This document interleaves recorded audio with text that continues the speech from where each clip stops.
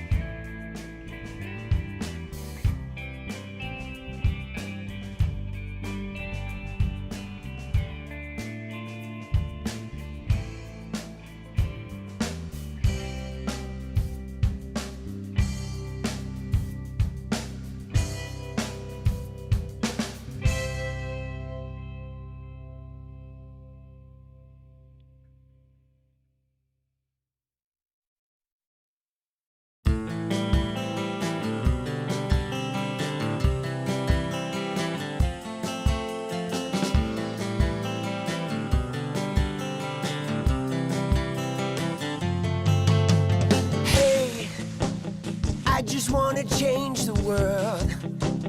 I just want the perfect girl. I don't wanna hang around, I'd rather be found.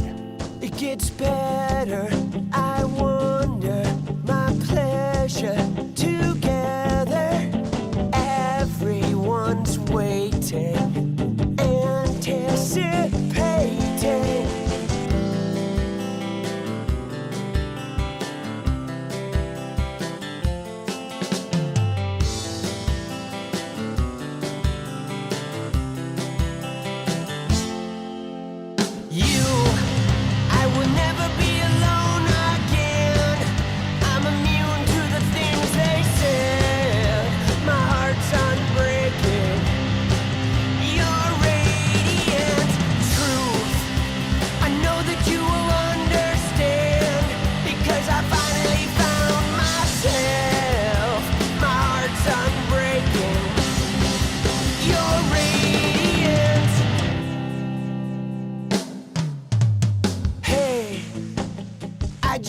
Change the world, but I'm not gonna wait my turn. I don't ever want to come down, I'd rather be found. It gets better, I wonder, my pleasure together. Everyone's waiting, anticipating.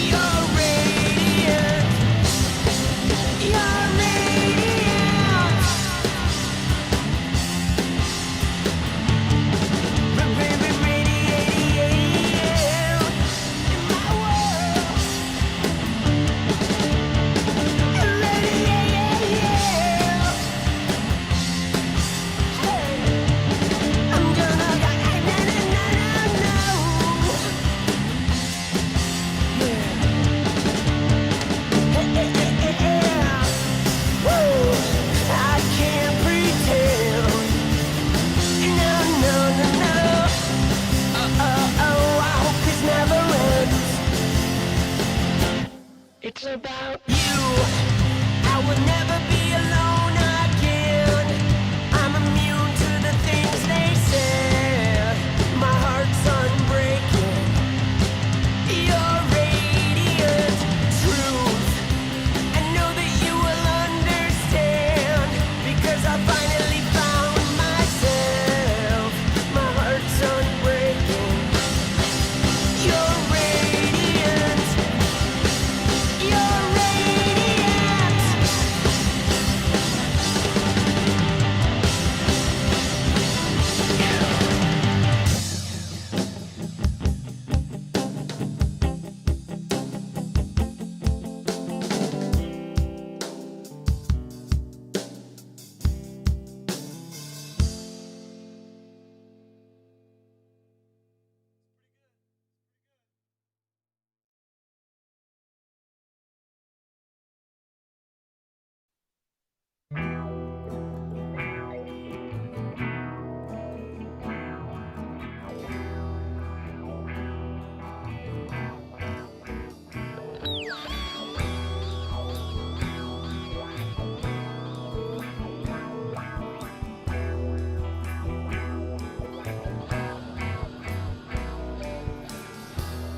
Why listen to what I need?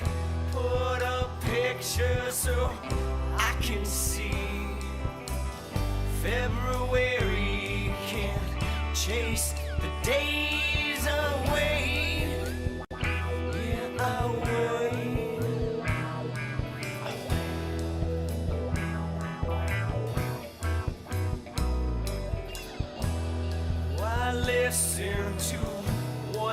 they say, save yourself for another day. This one's coming, it's gone to the wind again. Yeah, again. Yo! Just listen and make amends. You've been down for as long as you've ever been. This way's up, but you're down again. It's just like you to pull off what you thought you couldn't think today. The lost stranger, the wonder familiar face, broken hearts made of pieces, the shape I've had one too many of them. So now we pretend. Yo, yo, yo, yo, Monday night, dude. My fucking allergies are fucked up. Dude, I just want my allergies to be over. They'll be done around July. I hate the month of June. Oh, I hate the month of June. I hate June. Oh, just like snow castles, oh, we drift to the edge. Just like snow castles, oh, we drift to the edge. Just like snow castles, oh, we drift to the edge. Just like snow castles, oh, we drift to the edge.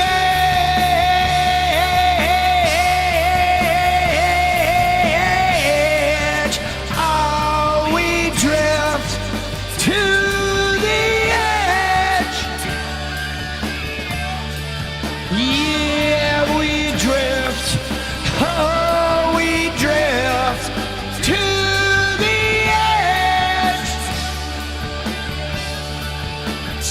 castles, oh, oh, to the edge, to the edge,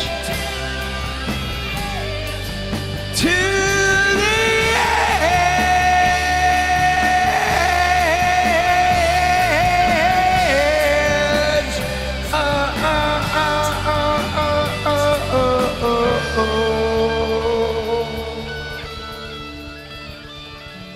Let's go.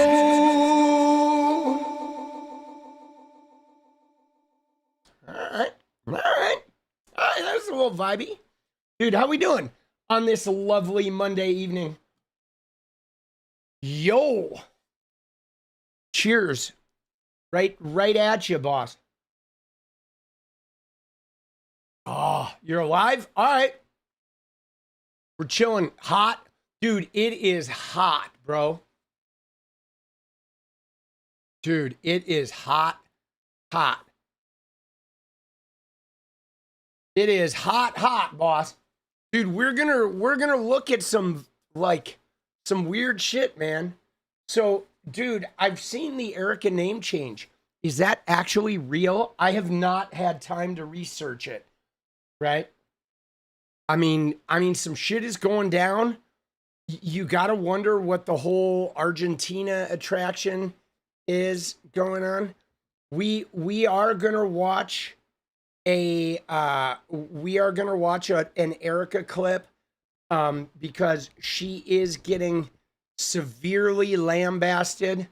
Okay, she is getting severely lambasted right now for the comments she made, Erika Kirk, about like Satan taking her husband. Bro, like, so first off, tonight's just a weird show. Okay, it is a weird show. Hold on, let me look and see what's on tap here. All right, we got the Trump, Ana. Okay, so there's a number of things. Let's run through. All right, so one thing that is crazy is fucking, obviously, Tucker Carlson. There's a clip of him just saying, I'm done with the Republican Party. Now, I told you guys that there was going to be some political realignment, that it's going to get weird. And that is, I feel like that's the first gunshot, okay, of him being done with the Republican Party because, like, is he going to be a Democrat? No. So some weird's going on there that there might be a third American party incoming. That's number one, okay? But Tucker has officially said he's done. Now, this could just be Tucker being being a heel-digging right-wing infant. We know how these people are. He may be a staunch Republican supporter by the time we get to November, right? We'll see.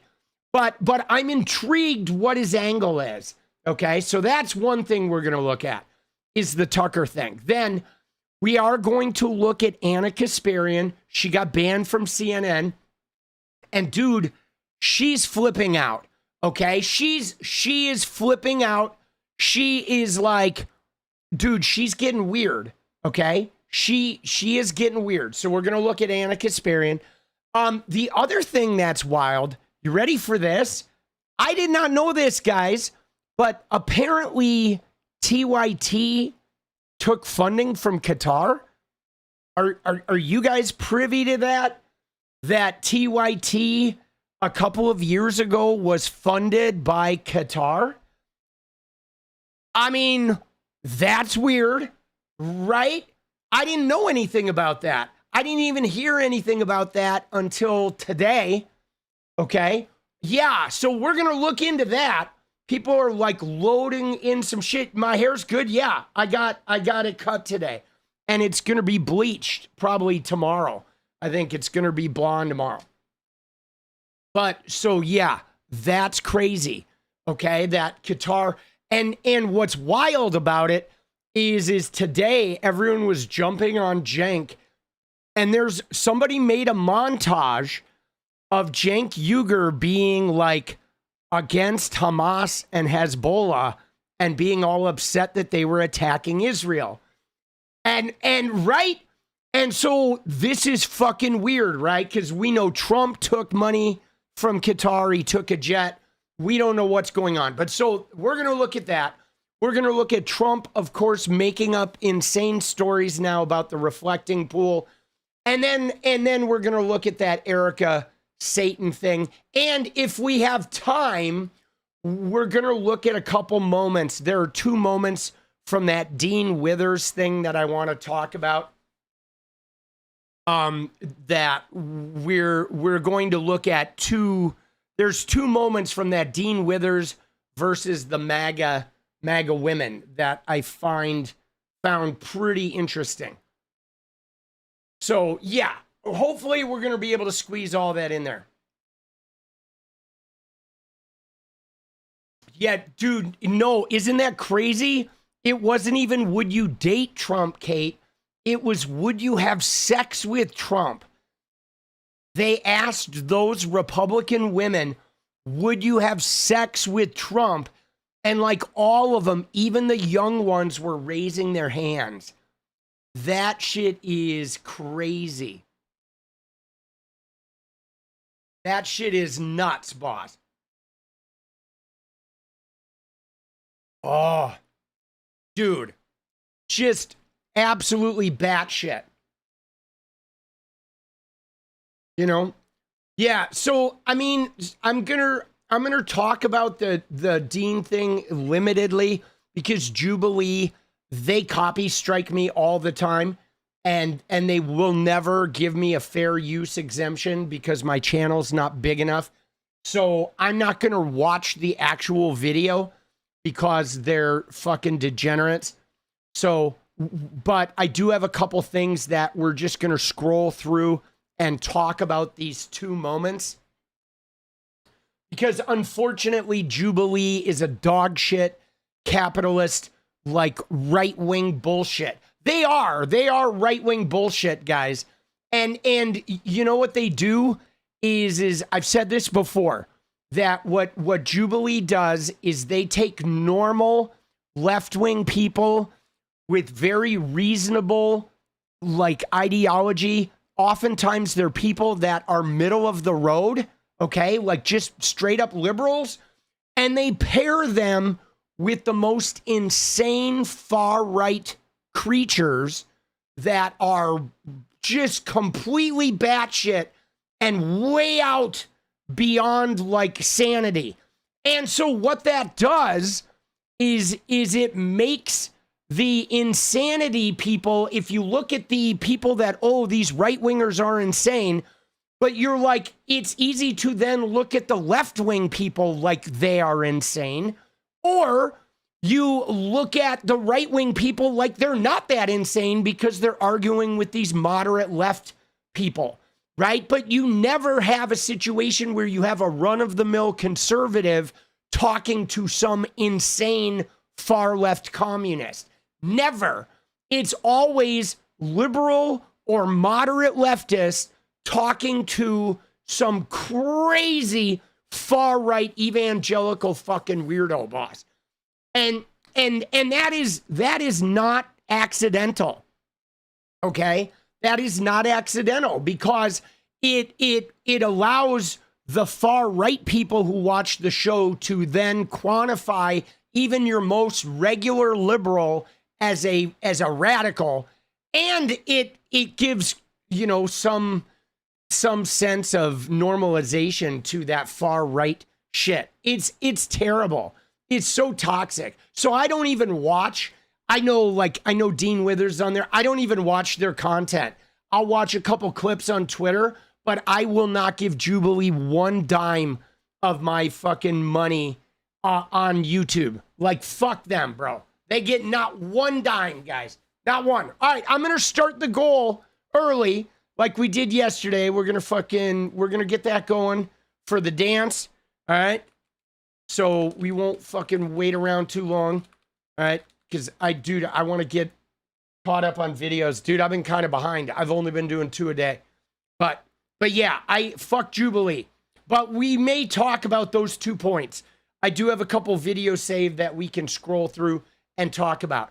All right. So I guess let's start with the easy shit. Okay. Sorry, my allergies, dude, my allergies are jacked. All right. They are. My allergies are super jacked. So my eyes are going to be like crazy. I have like a little swollen piece of my nose. You probably can't even see it, but like part of my nose is like swollen. Dude, I'm like falling apart over here in allergy land. And I mean, I already have a weird nose to begin with, but now I have a weird nose and a fucking swollen piece. I have like a weird nose plus. All right. So we'll start with Drumpy. Hold on.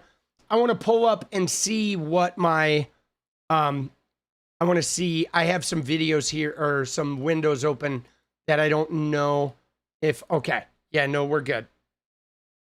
We're good. We're good. I wanted to make sure I didn't have any fucking personal information out and about there. All right. All right. Let's go. Your crazy allergy. They went away when you got old. Oh, that's amazing. See, my allergies were really bad when I was a kid.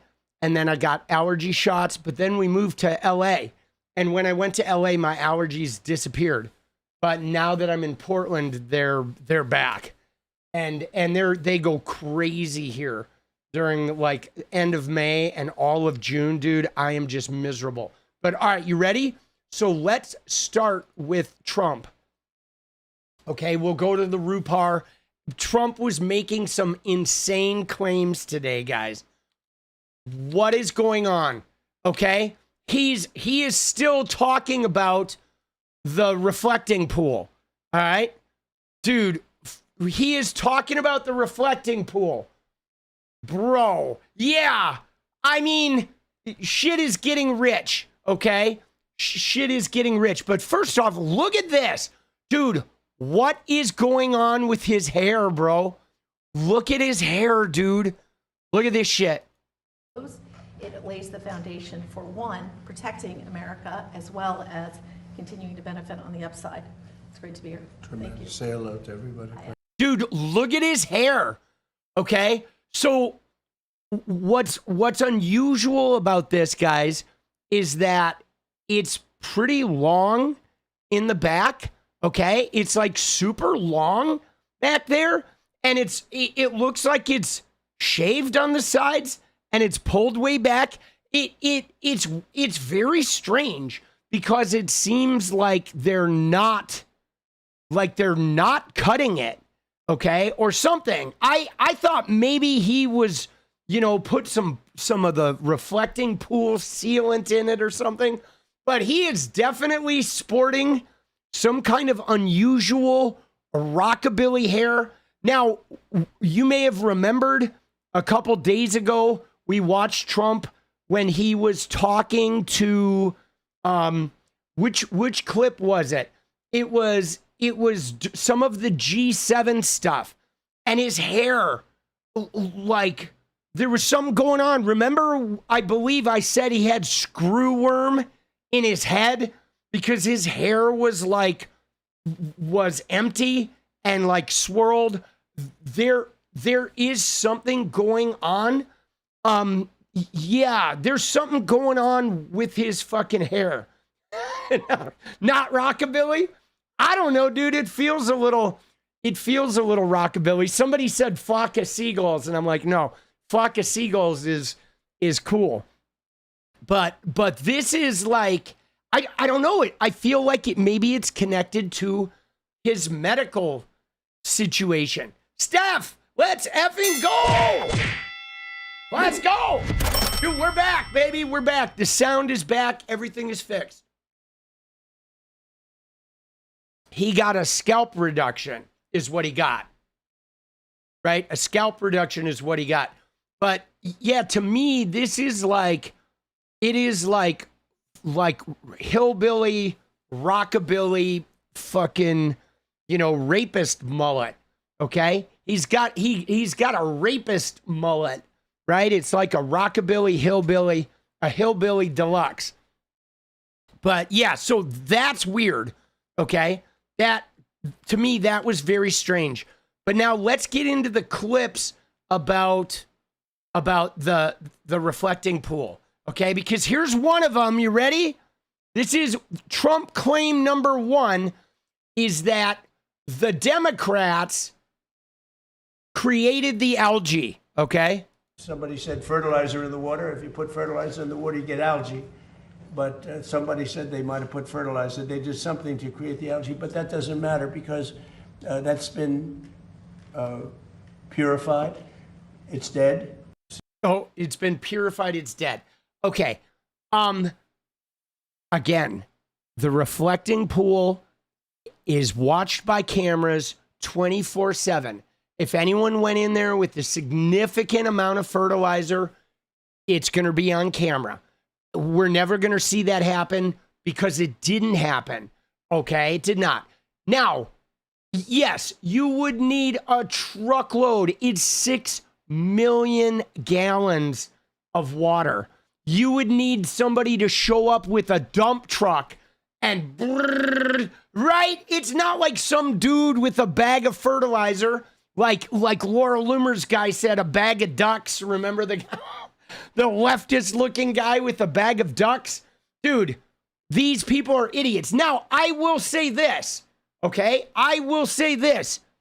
Every bird in the DC area probably shits in that thing, okay? Or shits flying over it. There's no doubt in my mind that every bird in the DC area is shitting over that body of water. So there is probably a constant supply of like animal shit that is ending up in there without a doubt, okay? As with all bodies of water. So, but dude, there's so many. Dude, Democrats, they did something to create the algae, right? Ooh, dude, they did something to create the algae. Yeah, all right, Trumpy. Let's find the other one, dude. There's another one that is great. Okay, another great Trump one. Oh. All right, here we go. Dude, what a sack of shit, dude. All right, here we go. Are the contractors who did the initial work with the reflecting pool, are they to blame for the current condition, or is it No, the no, vandals? we had vandalism. No, vandals. It was all, you know, we have 100 and we have a, I think 290, 300-foot slit right through it, probably a box cutter or a knife of some kind. Or we had people lifting up the basic, some of the, it's not a lot of damage, but we'll probably have to let the water out and refix it. They went in there with a knife. I was just told by the people over at Parks, they have 5 people are arrested and 5 people are under investigation right now. All right, now, a 290 to 300 foot slit. Yesterday, it was like a 250 foot slit. He's claiming somebody box cuttered this thing and did a slit. Dude, Elf, I have donated to individuals who know kleptocracy. I'm never going back to know. Let's go. Dude, let's go, baby. Dude, fuck the kleptocracy. Now, guys, we have to, there is a thing here, okay, where it is, he literally said, you ready? Here he goes. Watch this, dude. This will last for at least 50 years, and you'll never have a leak. It's very strong. You couldn't, if you had a knife, I don't want to give anybody ideas. If you had a knife, you can't even cut it. So strong, so powerful. It's like so powerful rubber. Are the contractors who did the initial So strong, so powerful, you couldn't even cut it with a knife. Now, there's a whole montage of him, okay, talking about this.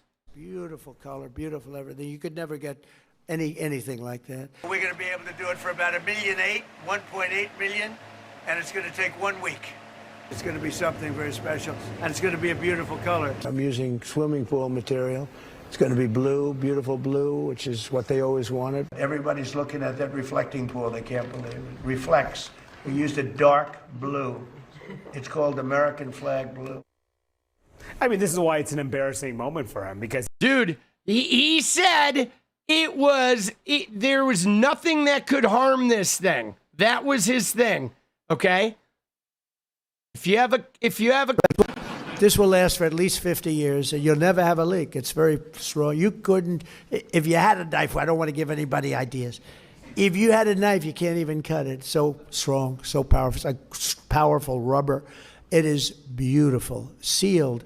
And I looked at just one of the little pieces that they did to finish. It's like a piece of glass. Beautiful color, beautiful everything. You could never get anything like that.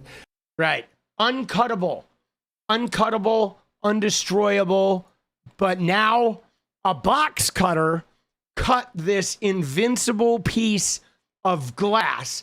Right? I mean, I don't know. Maybe we're going to see a video of some guy jumping in there with like a 3-foot diamond under the water, just scratching this thing. Dude, he is so full of shit.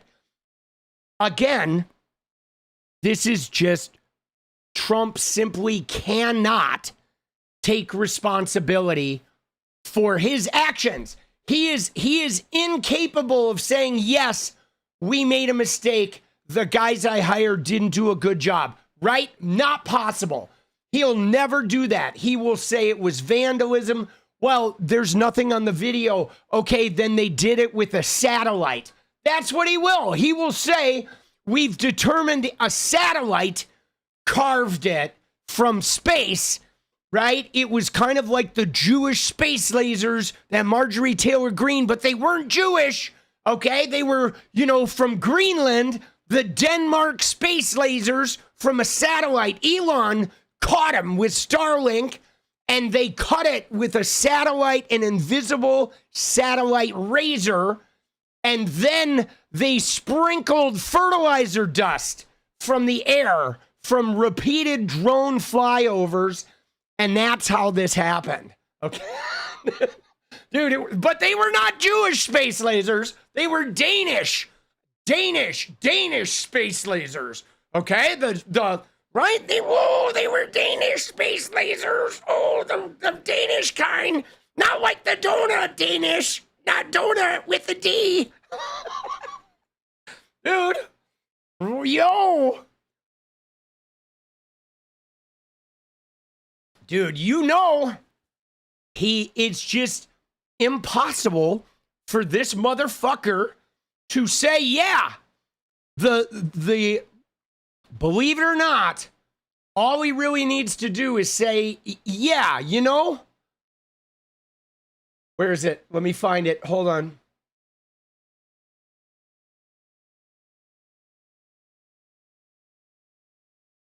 All he really needs to say is, yes, my very weird looking donor that looks like he's 180 years old.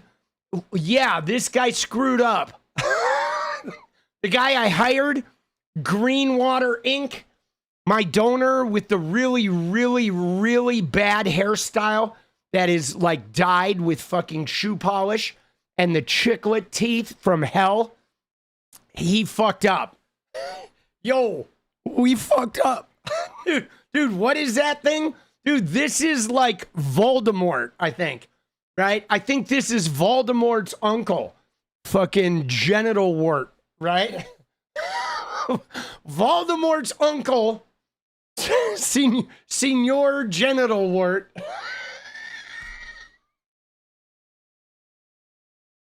Yo! Oh, dude. I don't think that's his girlfriend, bro. I think that might be his paid companion for the evening. Dude, the hair, though. Look at the hair, bro.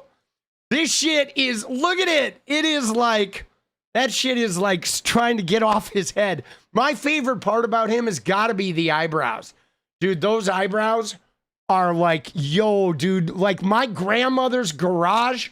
If you went into the corner of my grandmother's garage, it looked like this motherfucker's eyebrows, boss. All right? Oh, Lord have mercy. But yeah, all right, there we go. Let's see, Trumpy. And it's a sad thing. In addition to that, we put brand new, beautiful grass all around. They put these massive letters on the grass. You probably know about that, right? Yeah, that they did. The 8647. All right, the lawn, the 8647 on the lawn, that they did. And that was vandalism. Okay? That is absolutely right. That is absolutely like that vandalism happened. Okay? If you look at the 8647 on the lawn, that they did. Okay? That is out in front of the Washington Monument, and they made it so it's visible from the camera. Right? It's facing the Washington Monument camera. So the camera, that is vandalism.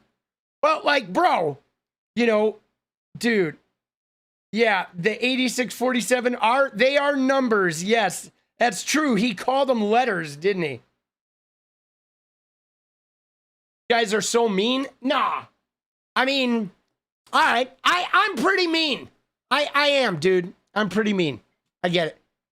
Is it vandalism? It looks like they just, actually, guys, I'm pretty sure, I could be wrong, but I think the grass just grew this way, right? Don't you think? Isn't this is like what happens? I believe it's called the 𝗙𝗍𝗪fication. Okay, when there's 𝗙𝗍𝗪fication of your grass, it can develop letters and numbers. Sometimes Arabic numerals will show up. It's a condition that normally afflicts, in the Arab countries, these Arabic numerals will form in the 𝗙𝗍𝗪fication. Dude, oh shit. And they said 86-47. They probably got that from the dirty cop, Comey. Dude, the fact that he has to say this shit, the fact that he has to say this in a press conference is so good, dude. It is so worthwhile. You probably know about that, right? And they said 86-47. They probably got that from the dirty cop, Comey. Probably. You know he's a dirty cop, don't you? Dirty cop. He's a crooked guy. They destroyed the grass. So that's a big thing. But we're going to get it back very soon. National Guard and police have been all over the mall. How would these vandals have gotten so close to do something like that? Do you have any proof of I mean, we didn't have a lot of them then. Who would think that somebody would go into a pool and take a knife and start cutting it? Dude, maybe the National Guard did it. proof of that? Yeah, used yeah, the we knife? have You have proof. photos or videos? Well, let's put it this way. When you have a 350, I think it's 350, not 250, a 350-foot slit. Dude, now it's grown 50 feet. It went from 250 to literally 30 seconds ago, it was 290 to 300. Now it's 350. Dude, it's growing. Oh, shit, dude. I mean, we got 4 minutes left. By the end of this clip, it's going to be like 700 feet long, boss. But do you have proof of that? Yeah, Do you yeah, have we proof? have Photos or videos? Well, let's put it this way. When you have a 350, I think it's 350, not 250, a 350-foot slit from one end to the other, Dude. you think that's proof? You think that's proof? Dude, I think that sounds like Melania's Boys undergarments. have been down there today looking for that slit that you mentioned, and Well, there's no just- evidence of all it. you'd have to do is see the Parks Department. They'll show it to you. Or see the secretary. Oh, yeah. But I saw it. They cut it. Go ask for John Barron down at the Parks Department. Here's the number, guys. Why don't you go call John Barron down at the Parks Department? He's like the secretary. I believe the guy you need to talk to is John Barron. Here's his card. Give him a call. Hello, Parks Department. This is John Barron speaking. That slit is like 400 feet. Easy. Easy. 400 feet. Comey's a dirty cop. I repeat, this is John Barron. Dude. Bro. Oh, shit. Dude, what is this press conference? That you mentioned, and Well, there's no evidence just, of all it. you'd have to do is see the Parks Department. They'll show it to you. Or see the secretary. But I saw it. They cut it. They cut it very violently. The same thing with the floor. They cut it. And then they lifted it. They pulled it. And that's what it is.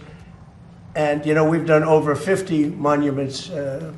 Number one, we start with, this is now a safe city. It's as safe a city as you're going to get in the country. I mean, if somebody can come in and cut a 300-foot gash and pull it up in the middle of your monument while you're guarded by the National Guard, I don't think the city's very safe, boss. You couldn't do that in New York, okay? If you went and tried to gash up like the middle of Times Square, bro, you could get 10 feet in and they would have your ass on the ground. Dude, Zohran Mamdani would be like bouncing a basketball off the back of your neck. Bro, what is he talking about? And when I came here, it was a very dangerous city. And number two, what we did is the beautification with the parks and the grass and everything, removal of all the tents. The mutilization. And this is like a different place. Of One of the DC. things we did is over 50 fountains and statues. most of which were in horrible shape. All of them were bad, but some were just absolutely horrible. Graffiti, you couldn't even see the stone. They've all been fixed. We also fixed the reflecting pool. In fact, if you go over there right now, it looks very good. It's up. Somebody said fertilizer in the water. If you put fertilizer in the water, you get algae. But somebody said they might have put fertilizer. They did something to create the algae, but that doesn't matter because that's been purified. It's dead. Oh, yeah. Laying at the bottom, they're taking it out. They vacuum it out. They vacuum it very carefully out. And it'll be back to health pretty soon. We're going to have to let the water out to fix there's two little areas, very little areas where they were cut. Oh, two very little areas that were, I thought it was a 300-foot gash. Now they have to let the water out to fix of two very little areas. And we'll fix that, but it's not leaking or anything. It's got a base underneath. Part of what's curious about this situation is we stood here with you in April when you first revealed the plans. I said what? In April, you showed us pictures Yeah. of what you were going to do at the Yeah. pool, and you said you had a guy who was going to do it in a week for about $1 million. Well, It's been you 2 months just for say it. $16.5 million. Yeah, okay, ready? Barack Hussein Obama, have you ever heard of him? Yeah. He spent 2 years and over $100 million on trying to fix it. You know what happened to it? Never even opened. All right, so now he's talking about Barack Obama. You'll notice, though, when it's a male reporter, though, he doesn't attack him. He doesn't tell him to be quiet, shut up, you're terrible, you're right, you're a terrible reporter. You notice how different he is when a guy reporter is talking to him? If this was Caitlin Collins asking him these questions, he'd be saying that you're terrible, you're a horrible reporter, you're a stupid person, you're incompetent, you're right, your news organization is terrible. Isn't that interesting how the difference here, although now we're on the Barack Hussein Obama portion of the blame. He took the water from the river. You know about that, right? It turned out to be putrid, and it destroyed the whole thing. Putrid. Spent over $100 million. Him and Biden together spent $147 million. Oh, now it's 147 Never million. opened. You don't mention that. They spent right? 200 million. We spent about 10. Much of the money we spent are park workers. 250 whether million. They do this or not, as you know. They work in the park, and they're very good workers. They did a great job. So they were going to spend. See, I am pretty sure that Dr. Fauci created this algae in the Wuhan lab, right? It to me, like looking at it, it looked like Wuhan algae. I think this was created by the WHO and Dr. Fauci and fucking, right? And somebody else, you know, whatever other doctor that nobody likes right now. Can't remember his name. Dr. Zhivago. That's who it was. It was Dr. Zhivago and Dr. Fauci at the Wuhan lab. And I believe it was funded by, you know, Canada and Mexico and, you know, that Italian woman that was begging me for a photograph, right? Dude, and the plans were on Hunter's laptop, okay? $300 to $400 million, you know that. And it was going to take 4 years. And you I got it for $1 spent million? about 6-7 weeks, and I spent probably in terms of outside, probably $10 million, around 10 million. They say 16, but a lot of that's workers that work for the same thing. So they were going to spend 400 million. I spent 10. They were going to spend 4 years. Oh, yeah. I spent 2 months, maybe less. Dude, wow, Trumpy, this guy, dude, how, guys, what are we even doing? What timeline are we in where the president of the United States is having an argument with a reporter about the reflecting pool that is over budget, has fallen apart, and he is like having a 10-minute soliloquy while trying to defend himself to this reporter of like, no, it wasn't my fault. It wasn't the company I hired. It was sabotage with fertilizer and a box cutter. And it's 200 feet long and 250, 290, 350. And it was 16 million. It was really only 10 million. They were going to spend 147 million, 200 million, 300 million, 400 million. Dude. And he's just lying. He is like a pathetic, diaper-filling, lying sack of shit with some type of weird, like, you know, radioactive hairpiece that he's wearing. This looks like fucking poodle hair shaved off like a pre-cancerous poodle. Like Best in Show Part 2, dude. Dude, what is with the Best in Show haircut, bro? Look at him. Dude, his hair is like falling apart. It's like combed over in like 7 different locations, dude. Dude, his hair part has more locations than fucking Wendy's, bro. You know, it's like combed over here and that side's combed over there. And there, little pool sealant. We got the hillbilly fucking mullet wedge. The fucking flock of shit diapers. Oh my God. And I have a better product. Now, I can't help it if somebody goes in with a knife and starts hacking it up.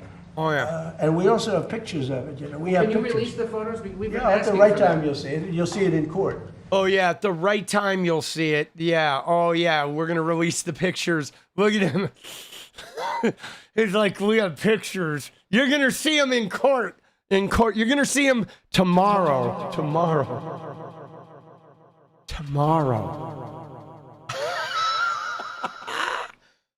Dude, oh my God. You'll see it in court. But all you have to do is call the Parks Department.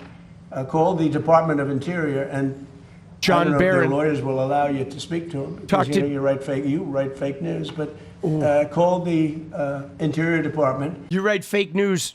Call John Barron. Right? Don't forget to call. Hello, John Barron, Parks Department. Yes, there's a 450-foot gash done clearly by a leftist box cutter. James Comey is a dirty cop. And this, you know, the pool is a hoax. Barack Hussein Obama shit in the reflecting pool. Dude, the reflecting pooper. It was Janine Pirro. Shit in the... Dude. Oh, fuck. And I understand they've arrested 5 people, and they have another 5 people that are under investigation. Here's the bottom line. We made so much progress in this city, people don't even recognize it. Dude. Bro, this guy can't do anything right, guys. Not one thing. Now, the only thing missing from this, guys, for me, this little snippet, I wish we could see the faces on the dude standing behind him, right? I wish we could see their faces. How I would love to see the cope from these people, right? I would love to see the cope. All right, shit, dude. I have to reset the goal. Sorry, guys. I wasn't paying attention.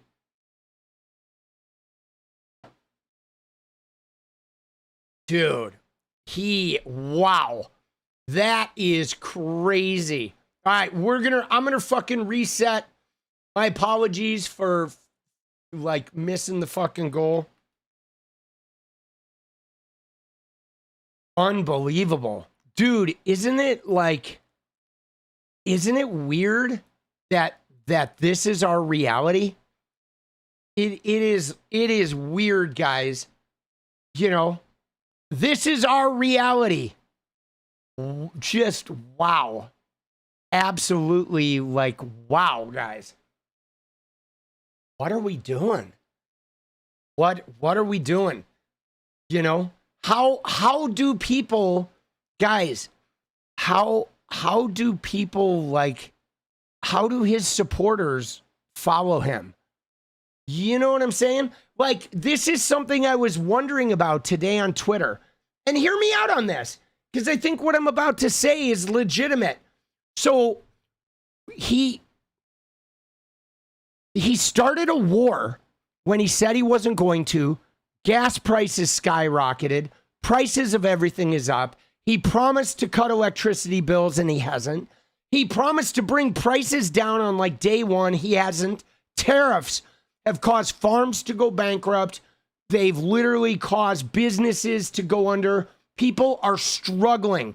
Okay, they're foreclosing on houses at record rates. People are behind on their auto loans, right? People are charging their rent and shit on credit cards. I mean, people are drowning, and the Republicans are talking about the reflecting pool and like Pride Night at the Major League Baseball game. That is what these fuckers are obsessed with. They have all branches of government, and they're focused on the Pride Night in San Francisco at a baseball game and a fucking reflecting pool. And I mean, if I was this guy's supporter, I would be mad as fucking hell, bro. You know what I'm saying? Like, you know what I mean? You know, I mean, if I fucking gave the Dems the House, and instead of them releasing the Epstein files, they literally just argued about a statue in DC for a year, I would be livid, bro. I would be ready, like my head would be ready to explode. And they, like, what are the Republican people doing when this is your government? You elected these guys and they can't even do anything. You know? You know what I'm saying? They can't even do anything, boss. What the fuck, dude? All right, we're going to try again. Sorry, guys. Dude, we only need 28, though, because we did get 2 the first time. All right? I'm going to try and pay better attention. Dude, it's wild. Have I seen the price of fireworks? I have not, because fireworks got outlawed. We used to have fireworks in Oregon, but they outlawed them. There were too many fires. So now we don't have fireworks here. You can't buy them here anymore. But I remember a couple of years ago, the last time we got them was, I don't know, probably 5-6 years ago or something. But they're like, you'd get a big thing, like a big, you know, it's like 3 feet high, and it would be like $100 or $120, something like that. I imagine they're like insane now, right? They're probably insane.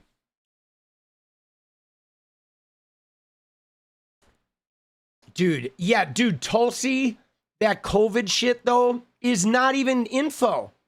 You know what I'm saying?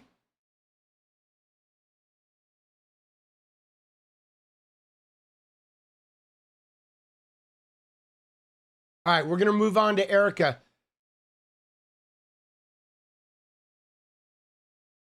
Let's go. Dude, that guy on the war? Dude, I love that clip on the war. We already watched that clip on the war, dude. That was a dude from TikTok. That's a really good one, that Masterson clip.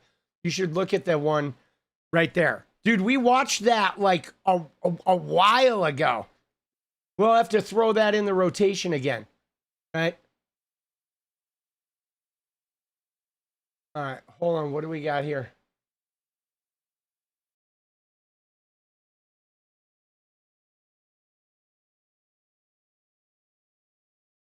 Dude, what the fuck, bro?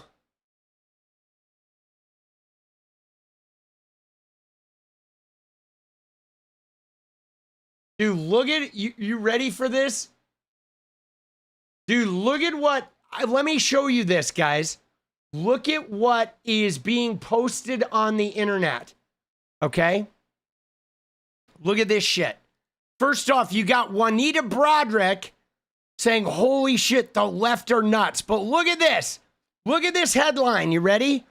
FBI just raided an Antifa storage unit in D.C. and uncovered a full chemical weapons lab, 6 different kinds of aggressive algae, 5 paint stripping peptides. Dude, there's no such thing. and an ultrasonic grow lab ready to poison the city's 46 other pools and fountains. This wasn't random vandalism, okay? It's directly tied to Antifa. They weren't done after the Lincoln pool. And look at the picture, dude. Dude. Like, what in the AI is this, dude? Bro, come on. Come on, dude. This is some bullshit fucking account, but this is the new shit that they're posting, right? John McAfee News, right? All right. Dude.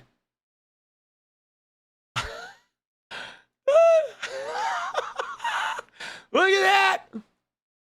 Oh, it doesn't, you can't read this. What does that say? It's got some writing on the bag, dude. Look at that. Oh, shit. And you know what? On every one of these, it says Antifa, not Israel. That's what it says on there. It's got an Antifa TM. Look at this, guys, with the fucking fluorescent light bulbs. And there's some type of timer up here. Oh, shit. This is a pro algae operation, boss. Right? A pro algae. Right? And look at this. Again, stolen from a satire page. Okay? Taken from a satire page, boss. Nothing on this page is real. Okay? And he removed the watermark. Look at this, dude. He removed the watermark. Okay? This guy there was a watermark down here. You can see it. See where he blurred it out? He covered it up right there. The watermark is nothing is real. And he like photoshopped over it with a weak little square. He didn't even do a good job covering it. Right? Look at that shit. Isn't that fucking wild? That's what these guys are doing, boss. Holy shit. Right? Oh, there's our guy. Dude, this is what MAGA is doing, guys. It is, yeah, is this like Ghostbusters or what, bro? Hold on. Who are you gonna call?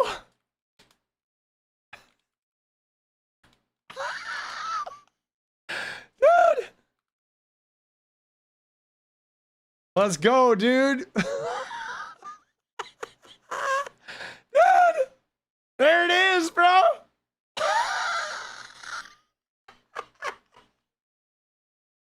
Dude. Oh, shit, bro. Oh. What the fuck, dude? What are we doing? Dude. Dude, Red Lives Matter. Oh my God, dude. Yeah, you like that? Who are you gonna call?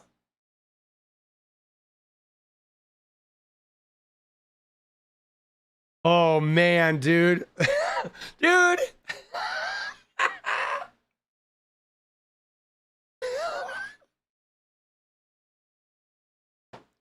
Oh. Dude. That is wild, bro.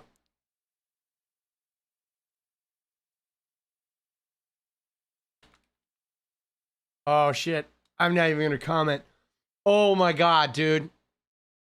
What are we doing? Right?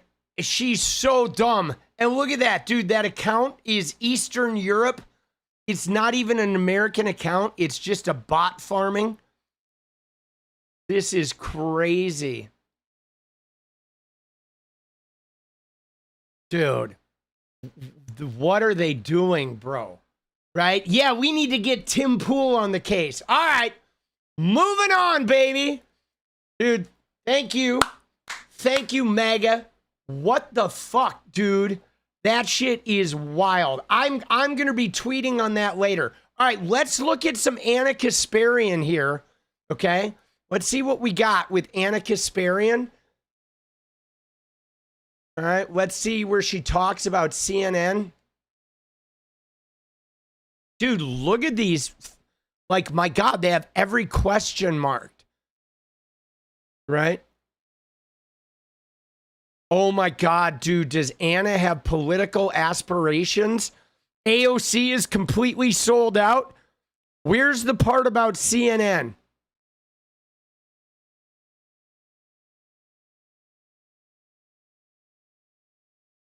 Okay, so, all right.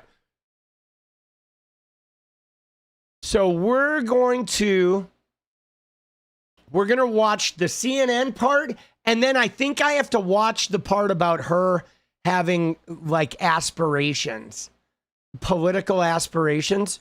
Oh, Lord. Now, guys, let me just say this. Hold on. Let's get back here. Yeah, we're 27 away. First off, thank you, Steph.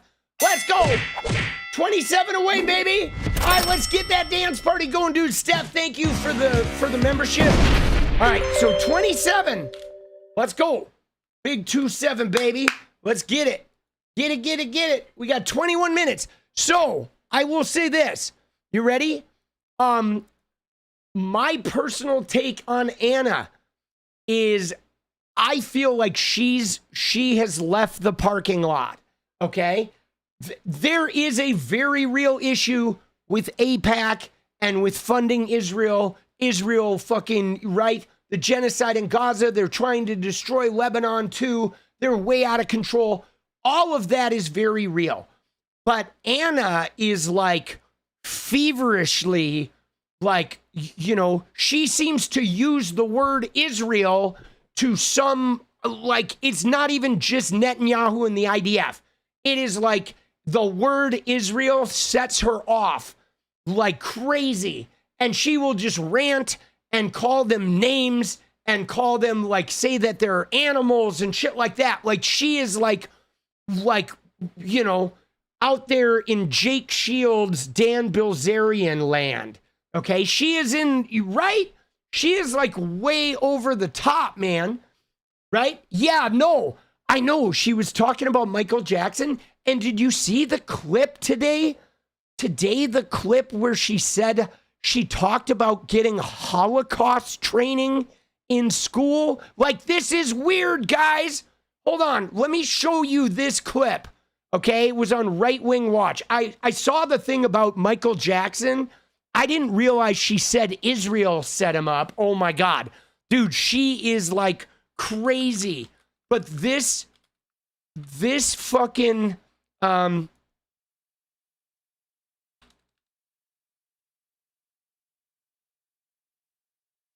this is crazy. Look at this clip, guys.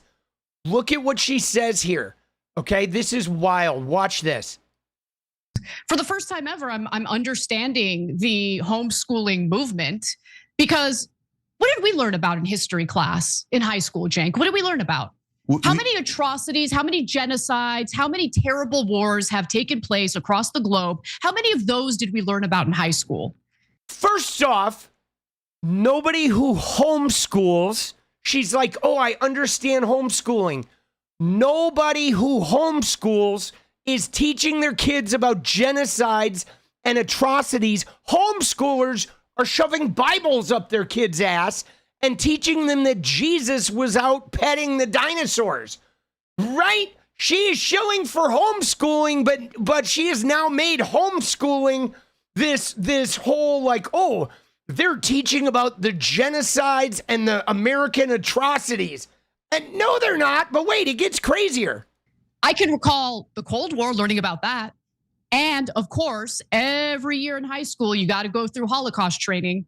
But God forbid you learn about any other genocide, any other thing that, you know, the United States might have had its hands in when it comes to atrocities abroad. Dude, Holocaust training. What the fuck, bro? Ana, like, what is she talking about? Right? Like, that is getting out there now. And look at Cenk the whole time. He doesn't say anything, dude.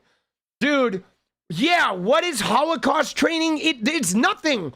But what she's essentially saying is that I think she was implying that they train you to feel bad about the Holocaust and then to shield like Jewish people from responsibility for, you know, whatever they're doing to Michael Jackson and the space lasers or whatever's going on in this woman's cooked brain. Like she is like she's like, you know how you shoot at the basket? The ball went out of the gymnasium, guys. It went over the backboard, past the crowd, and out the open door. The ball is literally bouncing through the parking lot right now. I mean, she is fucking crazy, dude. She is fucking crazy.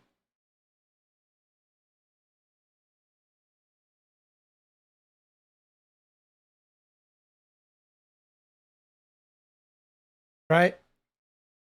She is nuts, dude.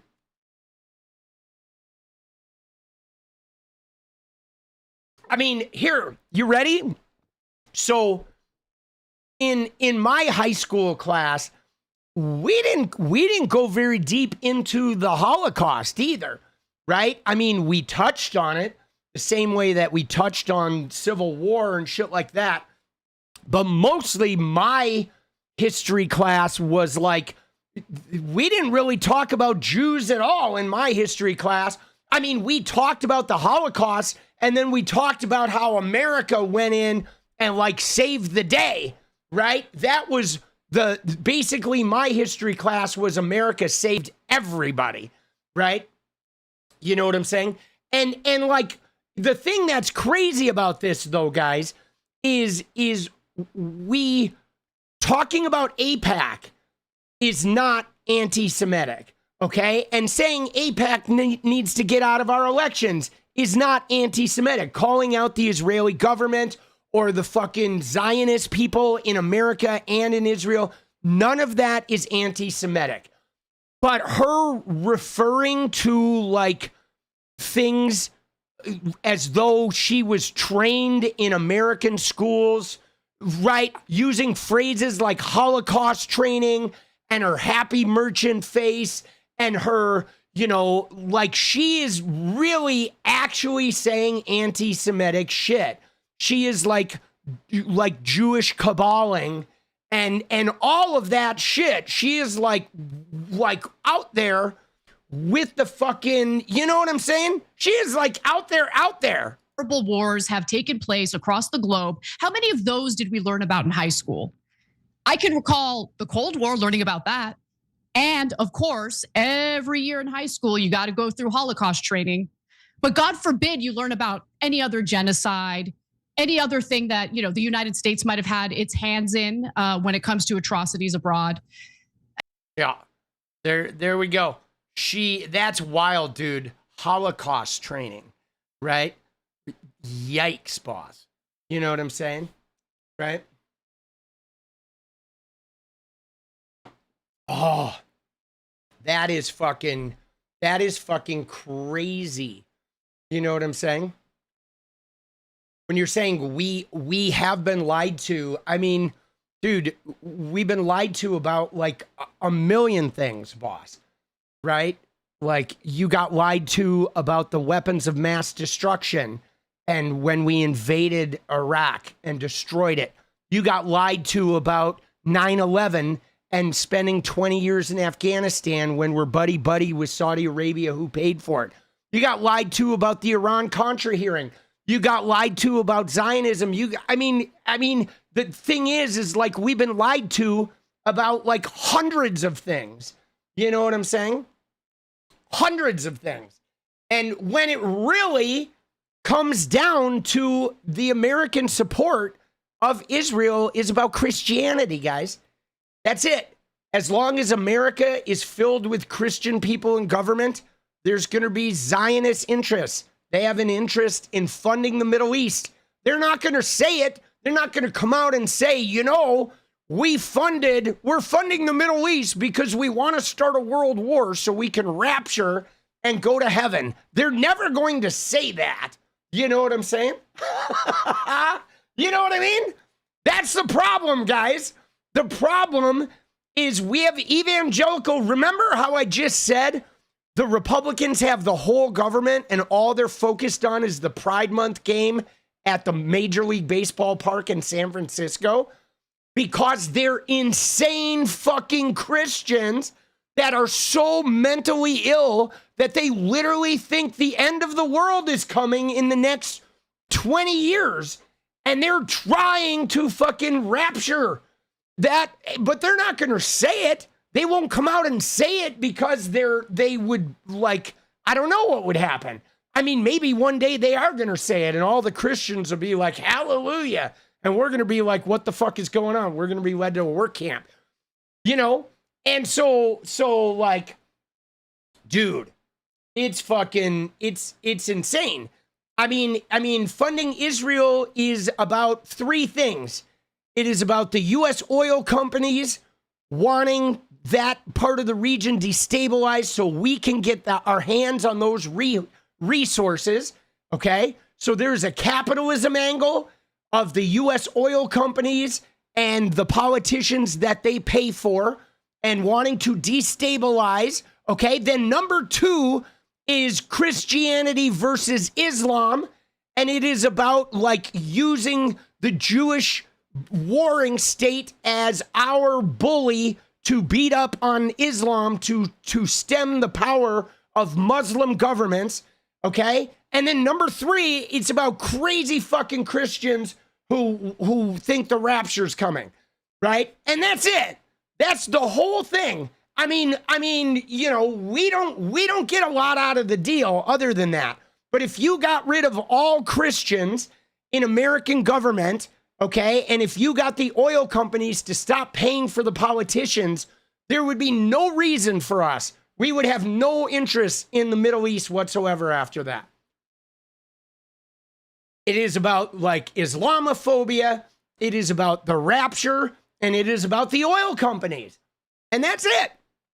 And if you go to South America, it is about Venezuela and the oil. And, you know, I think I'm not exactly sure what their angle is about with the drug people. That's a thing that I'm wondering about Colombia and shit, because they have now gotten a Trump-friendly far-right guy into Colombia, which makes me wonder if like the government is going to be making money off the drug trade or something. I don't know, dude. So, like there's something weird going on with Colombia too, right? But yeah, the Venezuela's got tons of shit, right? Tons of resources.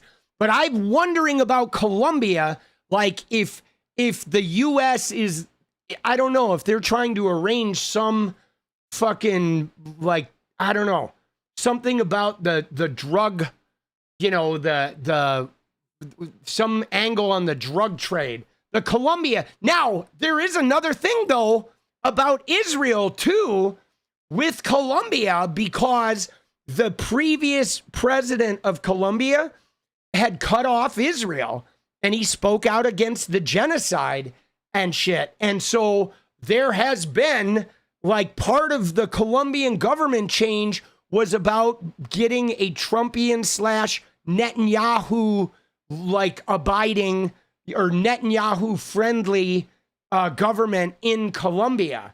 Okay. Because the previous president, the left wing guy, had sworn off Israel. Dude, yeah, that 𝗍𝗢𝗟 guy is fucked up, bro. That guy needs to be in prison. That guy needs to be in fucking prison, dude. What a maniac. Like, seriously, at this point, I feel like somebody like, you know, putting Netanyahu and 𝗍𝗍𝗪 in prison for life, like, needs to happen. You know what I mean? Needs to happen. You know, it's crazy, dude. But again, okay, like these phrases, okay, when she starts throwing phrases around this, where now she is like so upset at Netanyahu and Israel and 𝗍𝗍𝗪, she is like using these phrases about, you know, where she is fucking, you know, no longer talking. It's like she's talking in those generalized code words. Now, I want to show you something, okay? Because let me just show you. We're going to look at the Ana. We're going to look at her things, but let me just show you Ana and Cenk like 10 years ago. Okay, you ready? You ready? You haven't seen these clips. But watch this. Okay, you ready? Watch this. This is fucking them. This is Cenk 𝗙𝗪 and Ana 10 years ago. Who wants Hezbollah to go stronger? No one. They're fundamentalist Muslims. They can't possibly help Lebanon. And if they do harm to our interests as the state of Iran or Syria, we will crush them. And they know it, right?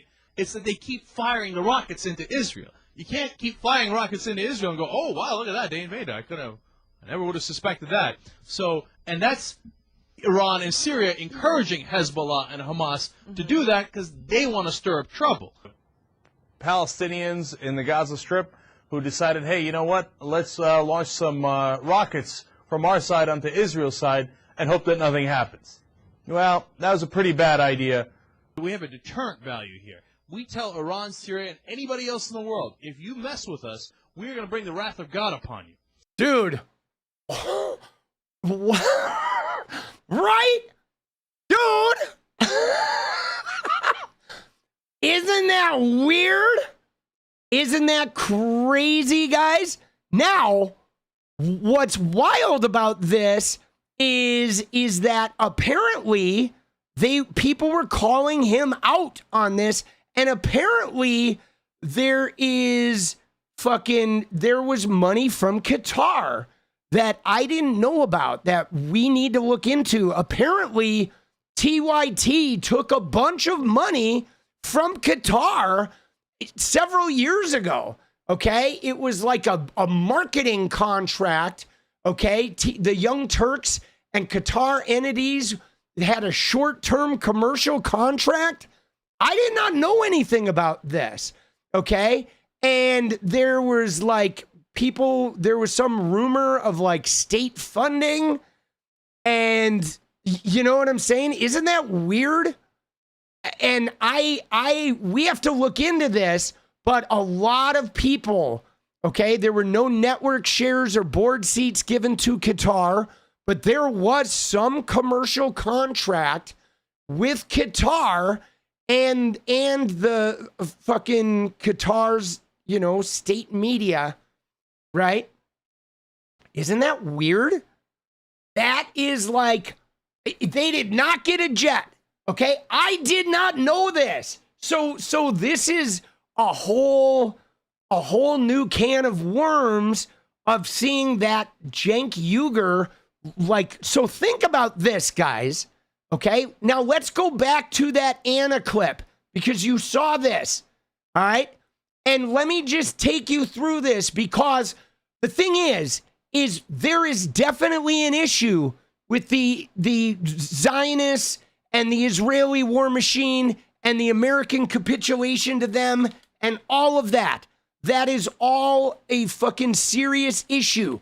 But guys, we are now watching a clip of Ana using a phrase like Holocaust training, talking to Cenk when Cenk, before he took money from Qatar, Cenk was yelling at all those Palestinians and shit about firing rockets into Israel.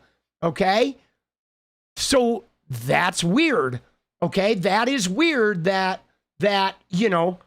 right? It's just a weird situation. Where, you know what I mean? Where they're not talking about how, hey, Cenk, remember when you and I used to be defending Israel and when we used to be calling out all these other nations and, oh, we were wrong, right? They're just we were fucking brainwashed at birth, but they were monetizing this shit. Their network was monetizing against all those nations, and then they got paid. And then all of a sudden they're against different people now.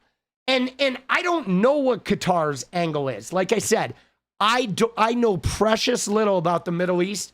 I am literally just getting into this. I do know, though, that they gave Trump $400 million plane.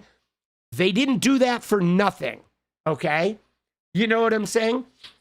They didn't do that for nothing like Qatar. They got something from Trump, or they want something. I just know that we've had real shady dealings over there.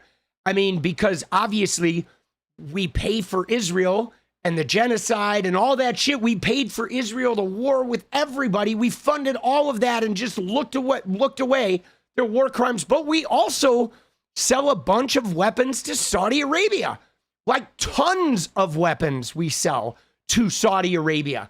And they sponsor sports things. They're starting to buy up boxing, and they're investing in gaming. And they're investing in all of the American sports that young conservative men like to like engage in.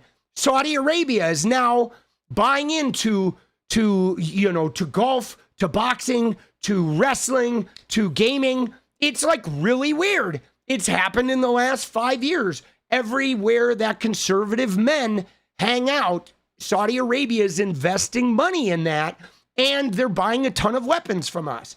So it is like pretty weird that we're like playing like multiple sides of the fence, okay, over in the Middle East. And I don't know what's going on with Qatar. And I don't know, right? You know what I mean? And I mean, dude, we were selling weapons to Iran, you know, and like messing around in Iran. We lied to invade Iraq. I mean, dude, I don't know what the fuck we're doing, okay? Yeah, Saudi Arabia killed a journalist and gave Kushner $2 billion. They bought EA Games. Very concerning. Sue me, let's go. I will tell you this, guys. I was not happy about Saudi Arabia's buy-in to the gaming world, because I don't like Saudi Arabia's human rights. That's a lot of my issue with basically many of the countries over there are those human rights issues. The treatment of women, the treatment of migrant workers and like enslavement and shit like that. And the way they fucking treat LGBTQ people. Like there's some abusive elements that I would never go spend any money there. Like if Saudi Arabia sponsored a video game tournament when I was playing Fortnite, I would not have played in that tournament because I fundamentally disagree with the way that they operate, the way the people in their country, the human rights there. I disagree with that shit. I'm not into it.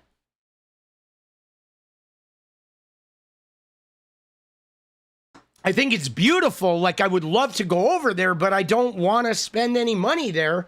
Because of the way their human rights are like way behind the curve, guys. Like way behind. It's like the same reason I'm not going to go spend any money in Alabama. You know what I mean? I'm not going on vacation to Alabama. All right? Because Alabama is, they're shitty down there. Right? Dude, when I vacation, I go blue. I go to blue areas, boss. Right? And it's like, and again, though, it's not about the Saudi Arabian people. It's about the theocratic government. I don't like theocratic governments, guys. Me and monarchies and religious-based governments, I'm not into it. I'm not into the Christian shit here, and I'm certainly not going to be into it in any other part of the country. You know what I'm saying? Not my thing, boss. And it's interesting too, because if you look at a lot of the people that immigrate to the US, they literally, right? You know what's so crazy, guys? Is you look at these guys in Texas, like Brandon Gill, Waldo, this guy, right? Brandon Gill, fucking Waldo, okay? This guy's like anti-Muslim. And he is convinced that Muslims are moving to the U.S. to take over the U.S. and make it a Muslim country. But like, guys, the Muslims that come to the U.S. are coming here because they don't want to live in a fucking religious under a religious government. That's why they're here, dude. They're not here to have a religious government. They don't want to live under a religious government. That's why they fucking come here, bro. They come here so they don't have to be ruled by fucking, you know, some Muslim overlord, right? Dude, it's like they're so dumb, you know? They're so dumb. Let's go. Yeah, dude. So the thing about it is like, I saw your comment about not all Christians are bad. I'll give you that not all Christians are bad. I think Christianity is bad. That's what I think. I think the Abrahamic religions are bad, right? And so there are some good people that are practicing Christianity, but Christianity itself is faulty and toxic. And so it's always going to be harmful until people stop practicing it, right? Because, you know, it needs to be reformed. It's just, you know, if you go to the Bible is a toxic book. It's not a good book. It's a really harmful and inhumane, toxic, authoritarian, okay? Christianity is authoritarian. And so if Christianity becomes the leader, eventually authoritarianism is going to ensue. That's with all monotheistic religions, whether it's Christianity or Judaism or Islam. If you have a monotheistic religion where there's one supreme God, you are training people to be okay with authoritarianism, okay? And that's the problem. Like, monotheistic, there is no one supreme thing, right? Supremacy and authoritarianism are rooted in those Abrahamic religions. That's why every government that becomes based on an Abrahamic religion ends up being warring and aggressive and anti-woman and like just a host of things, because the religions itself is about authoritarianism and control and one supreme thing, right? That's where supremacy comes from. If you get rid of the monotheistic God and you take that divine entity and make it a shared thing, supremacy disappears. Supremacy exists because people are believing in a singular supreme power. And so if we got rid of the Abrahamic religions and we created a divinity that was just shared, okay? It's just a shared energy. There's no ruler. There's nobody to obey or submit to. If we did that and just called it the universe, like literally if you did that and people practiced that for a couple of hundred years, supremacy would start dissipating, because the root of the supremacy is, you know, it's a chicken and the egg, because the supremacy may have come first, and that's why they created the religion, and then the religion buttressed the supremacy. So I don't know like how they formed, because religions have always gone down the pike, but a singular ruler religion is just creating a culture of authoritarianism and supremacy. And you're never going to get rid of authoritarianism and supremacy until you get rid of that religious culture that like generates it. You know, we need a shared fucking like divinity. I mean, just imagine if the Jews and the Christians and the Muslims weren't fighting each other over, you know, God and Jesus and which was the correct religion, because they just shared it. It would be like the world would be so different. It'd be so different, you know? Right? But there's a thing though, because we have had religion since the beginning, and there was paganism. But in the beginning, religion was not about submission. Religion was explaining and paying honor, okay? Like, if you go back to the pagans, it was like the harvest. It was like the cycle of life and death. It was tied to, like, the natural occurrences. And a lot of that religion was connected to the physical environment. And with lack of knowledge about science, it explained the unexplainable. And then they were like celebrations around, their cycle of life, right? Which involved like farming, feeding themselves, staying alive when it pouring rain, getting to high ground, whatever, it was right. It was like a connection to nature and a connection to their cycle of existence. And then it became, though, about power. And pretty soon with Constantine and the Vatican and, like Muhammad and the fucking Hebrew clerics and shit. And then pretty soon you have the Abrahamic religious monster, which is now about political power and kingdoms and fucking, human rulers that have divine granted power. And now you water it down to a bunch of right-wingers saying we have God-given rights, right? And that's what it is. It's like saying, no, you can't govern me because I have God-given rights, right? You right? If you know what I'm saying? Like we have God-given rights. So God is my king. And therefore I'm kind of like a prince, right? Because I have these God-given rights. And it's a little messed up, boss. I don't know how we get out of this, dude. You know what I'm saying? I don't know how we get out of it. Deport. Deport. All right.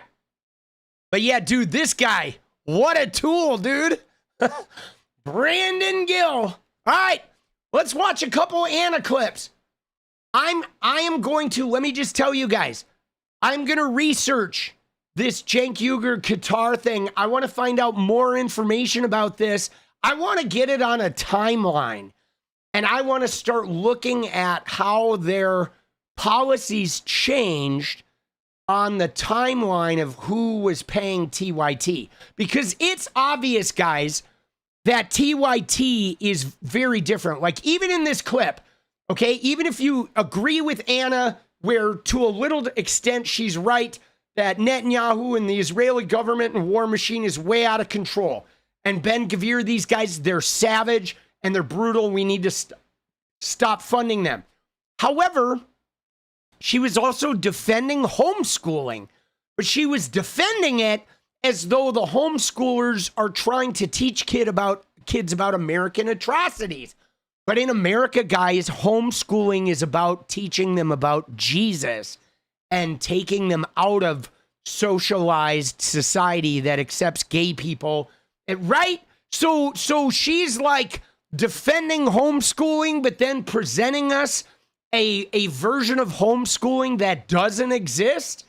That's really problematic. Like, why would she be defending homeschooling to their left-wing audience and then presenting it like it's some left-wing thing where homeschooling is to teach your kids about American atrocities and genocides when that's not what homeschooling does, right? There's something fucking weird going on with her where they are subtly bringing in the language of the right-wing America First group into their left-wing environment, but they're still doing it while they're talking about left-wing things, but they are moving to that Tucker Carlson thing. And that's weird. And maybe we should watch the Tucker Carlson clip right now. Okay, let me watch the Tucker before we go to Ana's thing. Because this clip, guys, is fucking, it's not surprising, but it is a little bit unusual. All right. Wait, I thought I had it in there. Oh, yeah, here it is. Are you ready? Watch this Tucker clip. Okay. Here we go. You ready? I would not support the Republican Party. There's no chance I would support the Republican Party. I'm not going to support the Democratic Party. I don't know what I'm going to do. But at this point, you know, how could I or any American voter support a political party that's not loyal to the United States, that puts the interests of a foreign country above those of its own citizens? Like, that's you know, it's not possible to vote for people like that, and I'm not going to. And I think I voted Republican my entire life. I worked at Fox News, CNN, MSNBC. I've been a consistent defender for 35 years of the Republican Party. I mean, very consistent defender. But there's no defending this because it's immoral, and it's exactly the opposite of what a political party in a democracy is charged with doing, which is representing its own voters, its own citizens, its own nation, and they're not doing that. So no, I'm out. And if I'm out, then I think a lot of other people are out. All right, so now, see, this is really interesting, guys. You know why? Because if you look at registered voters, there's like 29% of America is registered Republican, and like 35% of the American voters are registered Democrat. But most of the people are like independents, which is why a lot of the primaries have really low voting, because most people can't vote in a primary unless they live in a state with open voting primaries, because most people have abandoned the party designation. So if you think about it, if you know, a bunch of the people who hate the Republicans from the right and a bunch of people who hate the Democrats from the left moved in, and 40% of the voting population voted in some new party, in theory, that party could win every election over the Republicans and the Democrats.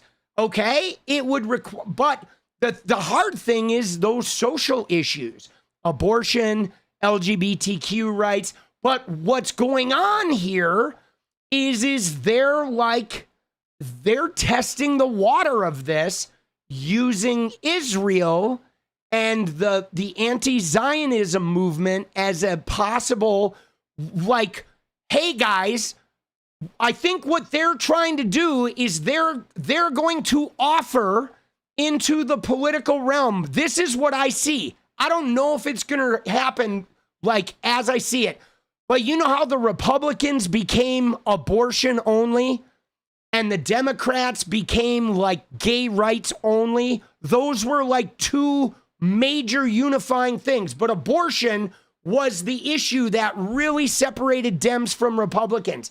A lot of people could go both ways on the human rights, especially white people, but it was abortion was the singular issue that decided whether you were a Republican or a Democrat. Because if you were pro-abortion, you couldn't be a Republican, and a Republican couldn't be a Democrat if they were pro-abortion. So abortion was the one issue. But I think they're going to make the singular issue be Israel. That's what they're going to do. If that third party forms, it is simply going to be no more Israel, and we don't care about any other issue. That, and you see that Tucker and Candace Owens and now Ana Kasparian and Cenk, all they're talking about is Israel. That's their one issue. It's the only thing they fucking are looking at. So I think they're going to try and start they're going to look into uniting people on that singular issue. But like, guys, I'm worried about that, okay? Because I agree that we need to stop funding Israel, but I'm not willing to live in an authoritarian Christian government in order to get that. And I'm telling you right now, if you partner with anybody that comes from the MAGA side, any of these religious fucking Christians, like, we are going to live in a completely authoritarian Christian-ruled government, okay? Like, I'm not willing to give up abortion in all 50 states, to have no pornography, to have no freedom of speech. You know what I'm saying? I'm not willing to fucking have that and end up in a fucking work camp because I support gay rights just to get rid of Israel funding. You know what I'm saying? I'm not going to do that. I'm not going to live in a Christian theocracy to give that up. Okay? I'm not. You know what I mean? And so that's where the stickler comes in, is the fact that I will not join a party with evangelical Christians, period. Okay? I will not fucking join a party. Right? You know what I'm saying? And the Christians who want that support Israel, no, that's not true. That's not true, boss. Okay? That is not true. Like Tucker Carlson and Candace Owens want they want a Christian nation too, right? But they're like more, they're definitely more sly about it. Okay, they're trying to get power. Okay, there's like a jockeying for power, right? You know what I'm saying? Like, I don't trust them that if this guy said a demon attacked him in his bed. Don't tell me that this guy, if he got power, wouldn't start bringing all that Christianity in there. You know, I just don't trust them. You know what I'm saying? But I know, you know what I'm saying? It's like they're, like Tucker Carlson is still like an Epstein class person, even if he isn't in the Epstein files.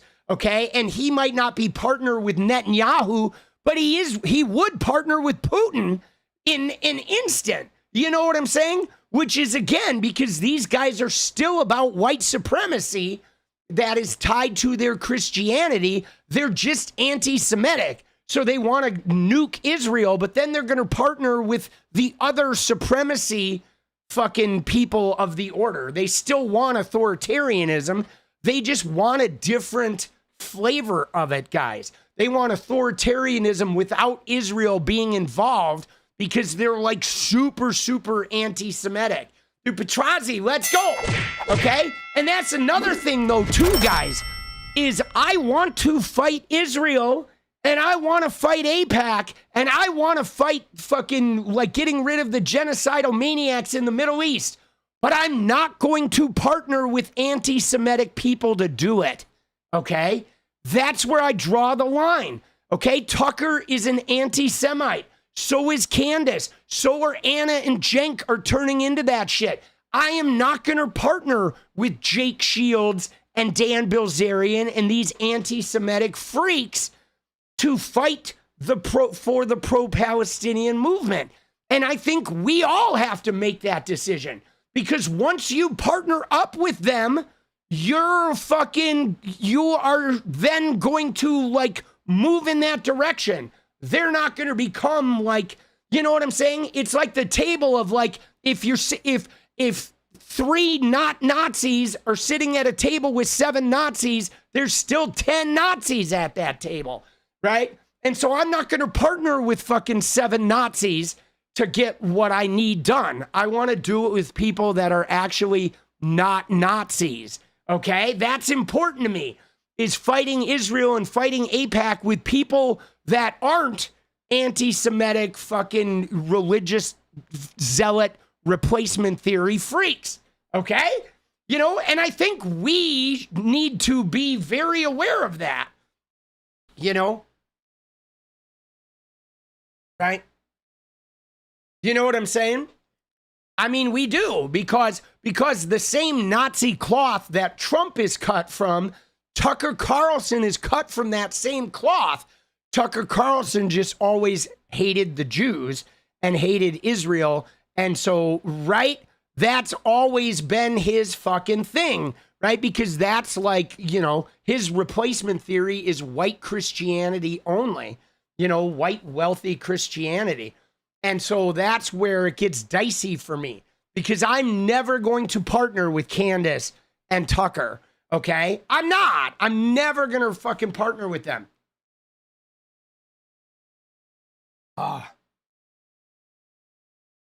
It's absolutely untrue. No, it's not. He is a replacement theory, white evangelical. Dude, he literally said demons attacked him in his bed. He is mentally fucking ill. This guy, he lied about the election for Trump. Like, this guy is a dirty ass fucking liar, right? Right? He was a Zionist his whole life right up until 2023. Yeah, but the thing is you can be a Zionist and still be anti-Semitic, okay? Like most Christians, okay, believe it or not, guys, most Christians that are Zionists are anti-Semitic. And let me explain how that works, guys, because they don't really like the Jewish people. They're using them to set off the rapture, okay? Actual evangelicals believe Jesus is the Son of God. Jewish people do not. Okay, so evangelical Christian Zionists are using the Jews to start the rapture. Okay, they pretend like they like them and they support them, but they're lying. They're pretending like they like them to use them to set off the fucking things to bring Jesus back, and then they believe all those Jews are going to hell if they don't fucking convert. Like, wake up. These evangelical, they're lying, okay? They're literally using them when in actuality, they are just baiting them. They're paying them to war. They're going to let the fucking tide turn and the whole world hate them because the whole world hating that region and storming in there, Armageddon, that's how the rapture comes according to these freaks. You know what I'm saying? That's how the rapture comes according to these freaks, man. It is not. I mean, think about it, guys. Religious people that believe Jesus is the Son of God, nobody who believes, only people who believe Jesus is the Son of God can gain entrance to heaven if you're a Christian. That's it. If you don't believe Jesus is the Son of God, you ain't going to heaven. So why would they partner with a bunch of people that are sinning and not going to heaven? They'd only do it if they're getting something out of it. You know? Let's go. Not all evangelicals are horrible. Dude, I'm sorry.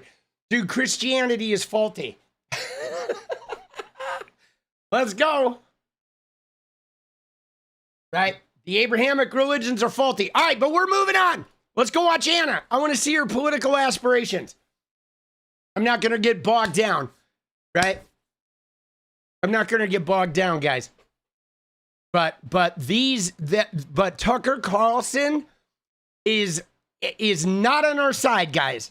Okay? Just don't forget. Tucker Carlson lied for Donald Trump openly for years about that election, guys. Okay? And now he wants to like join up with like, you know, disaffected leftists. But like, don't forget that guy lied about the election for years and is the reason Trump is in office now. And the only reason he is treading to the middle and trying to form a coalition is because he wants the keys to the kingdom. Okay? He wants some of that political power. And so now he's distancing himself from Trumpism, and he realizes the pro-Palestinian movement is powerful, and he thinks, if I align with them and kind of hide the fact that I'm a crazy evangelical replacement theory zealot, maybe I can seem like I'm normal and the voice of reason, and I can whip in there and fucking pretty soon I'll be the guy with all the power. He is not a trustworthy soul, okay? He's not. The fact that he lied about the election on Fox News for years, knowing he was lying, he knew he was lying, guys. He knew it, okay? And so he is the last guy. He is the last fucking politician out there that I would trust. I'm serious, dude. I'm serious. He is the last dude. Dude, I would take Gavin Newsom 100 times over before a Tucker Carlson. Like you would never find a situation where I would ever align in a political movement with Tucker Carlson, ever. Not in this life, because he's a liar. You know what I'm saying? He is a lying fucking power seeking wealthy pig. Okay. All right. He is the bottom of the barrel. All right, you ready? Let's watch Ana. Here we go. Ana gets dropped from CNN. Every terrorist is a Muslim. And that's been embedded in. All right, hold on. I want to see the. All right, here we go. Leaders of Hamas did call Aliyev and Azerbaijan and congratulated them on quote unquote taking back land that was rightfully theirs. Okay, well, fuck Hamas. Well, yeah, which I turned around and I was like, you know what, bro? Again, listen, I'm not vouching for Hamas. Dude, why is this guy holding a pillow over his lap? Does this guy do it in every fucking, right? Dude, does this guy do, dude, what is going on with this podcast, bro? Homie's got a pillow. It's fucking, what are we doing here? What are we doing? Dude, I'm like, is he getting hard? Is he like, what's going on with the fucking pillow? Is Ana like bringing out the spirit in him or some shit? Like, this is just getting weird, bro. All right, here we go. Yo, dude, I may have to call Kermit in a second. Hamas. All I'm saying is this is how they brainwash people is just like they say, not every Muslim's a terrorist, but every terrorist is a Muslim. And that's been embedded in us, right? Yes, in America, that's the propaganda. You see? But I'm sorry, in my opinion, no terrorist worse than the Israelis exists. I'm sorry, but like they've trained dogs to rape Palestinian hostages? No. 100%. The New York Times, of all places, like Zionist Publication 101, recently publicized a story about that. Dogs, yeah. They're using dogs to rape Palestinian and I say hostages because we're talking about Palestinians that were kidnapped by the Israelis, thrown into these, torture prisons. Yeah, I mean, dude, the thing that's crazy is there's nothing to argue that the IDF and all their shit are insane terrorists. Here's the problem though, guys, is the US government are terrorists too. And that's the thing that, like, I think sometimes as Americans, we have a hard time spinning this, that we are terrorists, okay? And I mean, it's not just when Donald Trump is in office. It has been since, kind of since World War II, really, right? Post World War I, going into World War II, and then, the rebuilding of Europe and becoming like a financial superpower, and then our, Korea and Vietnam and funding, various revolution groups and shit. Like our government, not to mention whatever they were doing with the mind-altering drugs, all the fucking psyops and shit, things they were testing, putting shit into water supplies and like running tests en masse on people, and the looting of Africa. I mean, we're not the only terrorists in the fucking world, right? But like, dude, the American government has been a fucking terrorist organization for about 75, 80 years, guys. Okay? And so is Israel, and so is, like Putin's government, certainly. All right? Is it 57? All right.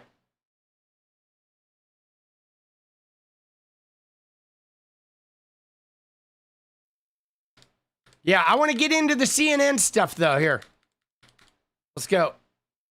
Have the right to exist. Even For sure. Why else do you think we'll been able to skate by coercion? That with my whole chest. Israel. Dude, we've like had a fucking crazy. All right. Sorry. Dude, this shit is like marked incorrectly or something. It says it's supposed to be, it's 57? Okay. So it's in the wrong, like the markings You aren't lose your correct. job. I'll give you an example. Do you think it's going to carry Oh, the here we go. same Here we go. What they do. The second. Flying fuck if you can't call me an anti-Semite, because everybody's an anti-Semite. Mhm. If you don't support, like you said, the genocide that they've been causing around the world, then you're an anti-Semite. So you're right that they've labeled almost everyone an anti-Semite at this point. Like, you have to toe the line in favor of Israel, regardless of what they do. The second you even criticize them a little bit, you're an anti-Semite. Okay, fine, whatever. I want to believe that the word doesn't mean anything anymore, but it, unfortunately, as soon as you get labeled anti-Semite in America, you lose opportunities, you lose your job. I'll give you an example. Do you think it's going to carry the same weight in the next 3 years, though? I don't think it carries any weight with normal people. Right, but like in Yeah. the corporate world, let's say, in the next 3 years. No, in the corporate world, it definitely carries weight. Yeah. I don't want to say fired because I wasn't an employee, but I was making appearance. I was flying over to New York City to do CNN debate panels. Right. They dropped me. I was an investigative reporter for Real Clear Investigations. I was their California reporter. I wasn't even reporting on foreign policy. I wasn't even reporting on national policy. Just investigative reports from California about California. Got fired because one member of their board didn't like my commentary about Israel. We got to get rid of her.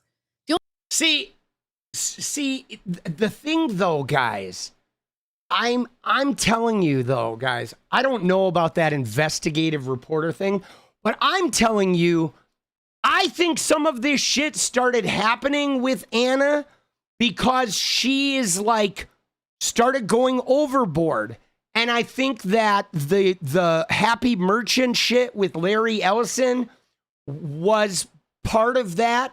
And part of it was when she went from attacking the Israeli government and the IDF to making this constant content where she's talking about burning Israel to the ground. But she's no longer delineating between the Israeli government and the war machine and what did she say recently? She said any dual citizen Israeli American should be booted from the country. They should pick one. That's insane, guys.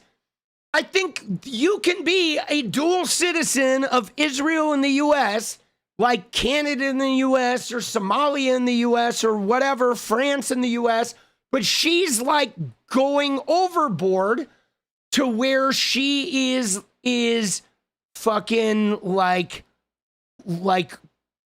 crossing some lines, right? There are some people that have been fired though. Mehdi Hassan got fired. I mean, we've seen a number of people get fired from the major corporations that are definitely tied to the Israeli government and shit. But I also, though, I think Anna's been going over the top. Okay?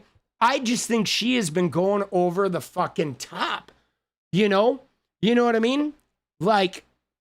She's going over the top. Why did they need dual citizenship? I mean, a lot of people have dual citizenship, And I mean, she was yelling at her neighbors and shit, right? And right? Said that dual citizens shouldn't be able to hold elected office. I mean, what do you mean? How is that wrong? If you're a U.S. citizen, you can hold office in the U.S., okay? It doesn't matter if you have a second citizenship.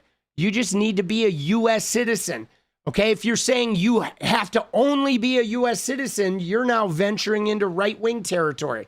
There are a lot of people who keep dual citizenship. And I mean, what's wrong with that? You know what I'm saying? What is wrong with that? That's like owning your childhood home. Okay, if somebody gives you your childhood home and you get to own it for the rest of your life, there's nothing wrong with owning your childhood home for the rest of your life. Somebody says, no, you have to sell it because you can't be an American unless you get rid of that childhood home. That just seems stupid, right? If people are being crooked, deal with people who are being crooked. But when you start making blanket nationalism laws, you are becoming a right-winger, okay? That's getting weird, and you're becoming a right-winger, you know? You know what I'm saying? I mean, if people are working with a foreign government, you know, but like, dude, I'm telling you right now, though, I've been watching Ana for, you know, a couple of years now, and she's gotten like weird. Like I've said it before, how I look at people like 𝗙cie𝗶𝗹𝗀𝗀 and 𝗪𝗀𝗪𝗀 and even Hasanabi, right? I look at fucking, you know, Emma and Sam and Mike Figueredo. All right, I can, you know, we can go through Francesca. There are a lot of pro-Palestinian people that are anti the IDF, anti-Netanyahu, anti-Zionism, but you look at them and you can tell they're not even toeing in anti-Semitic. Yeah, Mehdi Hassan, right? There's a lot of people out there. But then Ana and Cenk are like, they're toeing the line where they're like becoming a singular focus, where the only thing that's important to them is Israel, right? That's it. It's like Ana, you could disagree with her on every other issue, and she could despise your political issue on every issue. And if you are against Israel, she's on your side, period. She would partner with a fucking Nazi right now. Like, we might see a day where she's hanging out with Nick Fuentes because of the Israel issue. And that is, like I said, that's dangerous. When it gets that weird, that's where it's fucking dangerous. But all right, let's see what she says. The only reason why I'm still employed is because I'm employed at a company that's critical of Israel. And, you know, Cenk, you obviously is very vocal about that stuff. And he would never in a million years fire me over my criticism of Israel. But they've tried to destroy the company. You know, investors or whatever have pulled out over our criticism of Israel.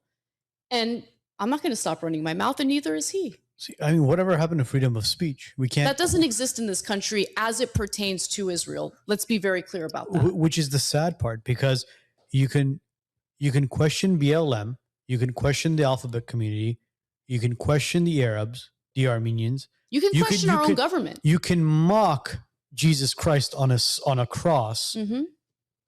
But once you say something about the state of Israel, that's when you get blacklisted. And it's unfortunate because it takes away from what our founding fathers fought and died for this country for.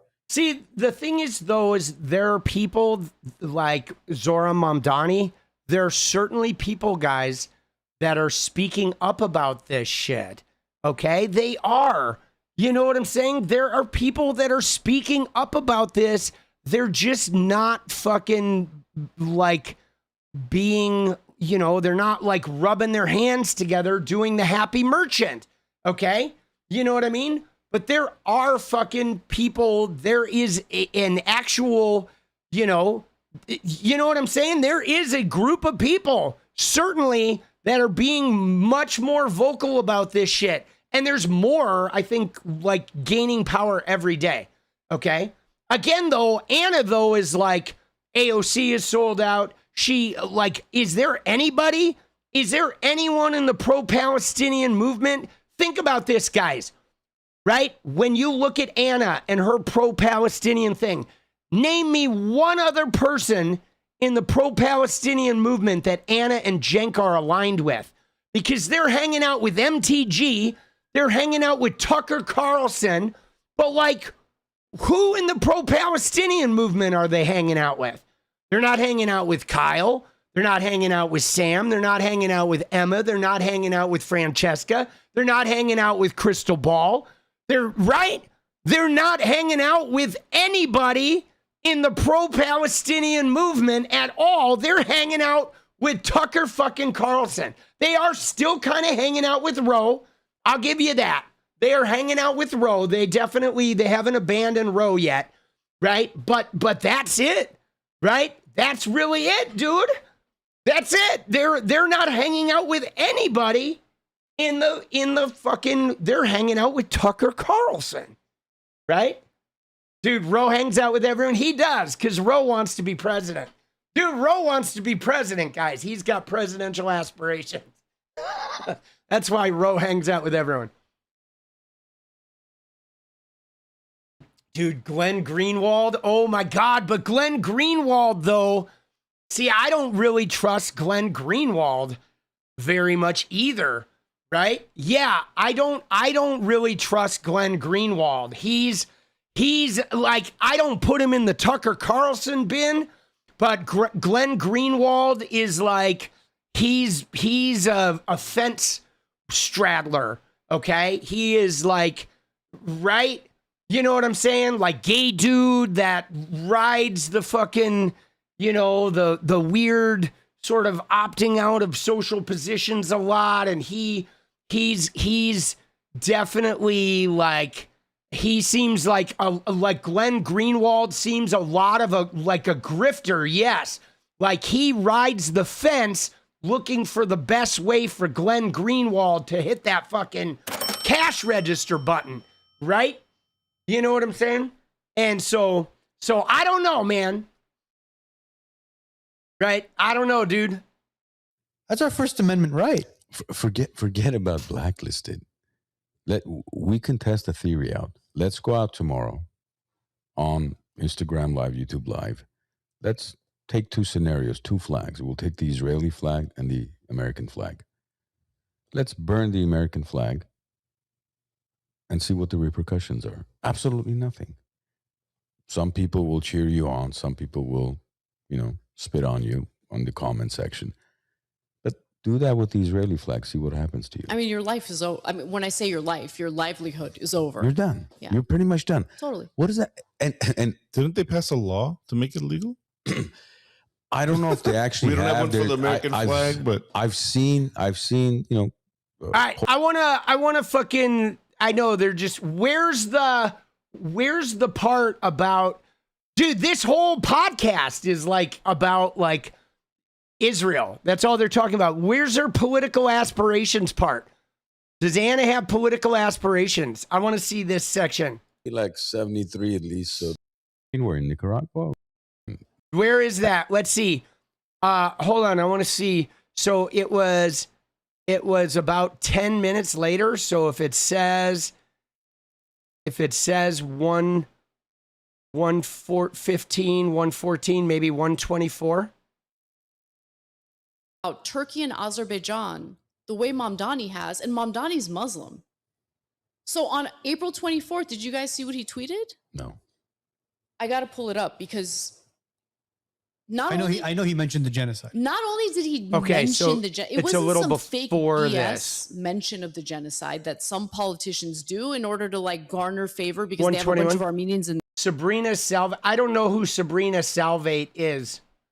Sabrina Salvate? I've never heard of Sabrina Salvate. Who is that? Right? 127? Okay. Who's Sabrina Salvate? Is that 𝗙cie𝗶𝗹𝗀? Is that the 𝗙cie𝗶𝗹𝗀 person?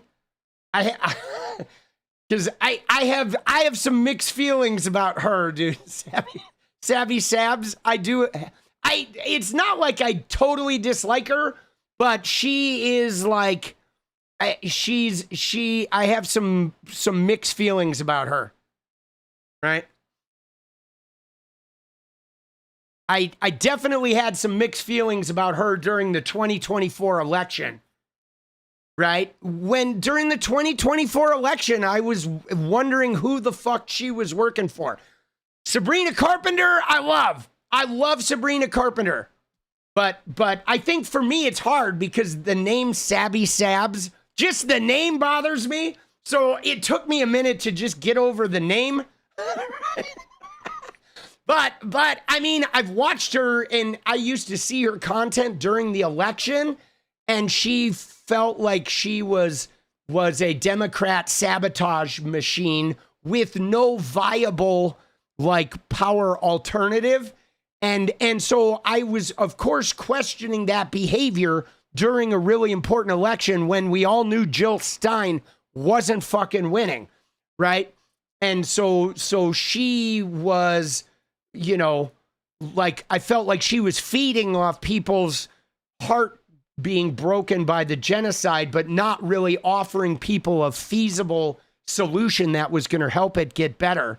And I have a problem with that, guys, because the thing is we saw Gaza and we collectively, the whole world got PTSD from watching what went on in Gaza, okay? Make no mistake about it. Watching Gaza happen is like PTSD worldwide.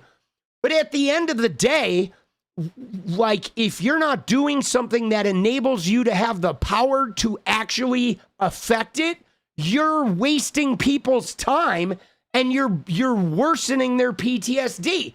So the reality is like, was Gaza horrific? Absolutely. But Jill Stein was never going to be a fucking answer. So if you were talking about Jill Stein as an alternative, you were fucking the Palestinian people over. Now, Kamala Harris was not like the best thing for the Palestinian people, but she was goddamn sure better than Donald Trump, okay? And Jill Stein was not even a fucking option, because even if she somehow miraculously won the presidency, nobody in Congress would have ever worked with Jill Stein. They would have just Jimmy Cartered her ass to the end, and she would have never fucking won. You know what I'm saying? So there is harm reduction, okay? There's harm reduction. And if you're not engaging in harm reduction, you are fucking us all over, okay? And that's the truth. So people that aren't engaging in harm reduction are playing some kind of fucking game where they're trying to fucking harm the country, okay? If they're not engaging in harm reduction, you are then trying to hurt America. You're trying to fucking hurt the country. So you need to, like, those people, I'm not trusting people that won't fucking at least, like, engage in harm reduction, you know? You know what I mean? You're not voting for one shit sandwich over another shit sandwich? Well, that's fine, but then you don't fucking belong here. You know what I mean? Like, you need to fucking go somewhere else because you're part of the problem. Okay? I'm serious. If you're not voting for one shit sandwich over another and you're not running for office, you're just dead fucking weight, bro. You know what I'm saying? Like, give me a fucking break. Okay? You're not voting for one shit sandwich over another. So you're just gonna fucking, like, not participate in a two-party system. Get the fuck out of here. Later. I'm not listening. I'm not watching your shit anymore. Because you know why? I'm not wasting time talking to people who aren't participating, who are going to say, I'm not voting for one of the two parties, but I won't run for office, so I'm just going to sit here and create problems and do nothing to solve shit. Bye-bye. Yeah, I don't waste time talking, interacting with people who fucking behave that way. Right? There you go. Let's go. I'm going to do the sandwich that causes the least amount of harm. Always. All right, let's go, dude. Rat dare. Let's go, baby. 5 memberships. Get out of my chat. They were a buzzkill, dude. But those people, though, that do that shit, I'm telling you guys, you have to take the people that have that kind of attitude that I'm not going to vote for either party. You have to jettison them, okay? Because it's okay to primary and to try and get your progressives in there and shit. But at the end, we still have a responsibility to do harm reduction. And if you can't vote for either party, you need to be running for office. And if you're not going to vote for either party and you're not going to run for office, then you need to GTFO. Because now you're just a waste of fucking space. You are just a vampire that is like swallowing up everybody's energy. And you're dooming and glooming and you're creating the negative energy that the authoritarians feed on. So you have to become part of the solution or you need to GTFO, okay? That's the end of the day, baby. It's the end of the day. And dude, I'll say that to liberals too. Liberals that are crying about Graham Plattner. It's like, fuck you, boss. We need to pony up and we're going to beat Susan Collins with Graham Plattner because Maine fucking picked him. And I don't want to hear any shit about it. Okay, you primary him, and then when the primary's over, you fucking take the harm reduction. Okay, and even Hassan would tell you, you know, John Ossoff took many millions of dollars from AIPAC, and Hassan would still vote for him. Okay, because he took that money because he needed to win in Georgia, right? But like, he's still going to be better than the Republican option in Georgia. Okay, there are some people that are even still taking AIPAC money that want to fundamentally change our relationship with Israel, but they need that money in their state because it's a Republican state, it's a purple state, and they got to have that money to win the fucking election. So it's like harm reduction, right? Yes, the Republicans, no, you can't let them win. All right, let's go. Dude, Elf, let's go, baby. I don't hate helping individuals with funds, but when it became a political, I'm sorry, I'm done at this stage of my life in politics. Dude, let's go, Elf. I don't know what that means, boss. What does that mean? Oh, does that mean you don't donate to political candidates anymore? Is that what you're saying? Right? Or you know what I mean? You don't donate to political candidates? Hassan even gets it from the tankies for taking part in the process. Dude, I mean, you got to take part in the process, boss. And that's one of the things, too. I'm telling you guys, this is why 𝗙𝗪𝗏 has become my MVP, okay? 𝗙𝗪𝗏 became my MVP in the last 2 years. Why?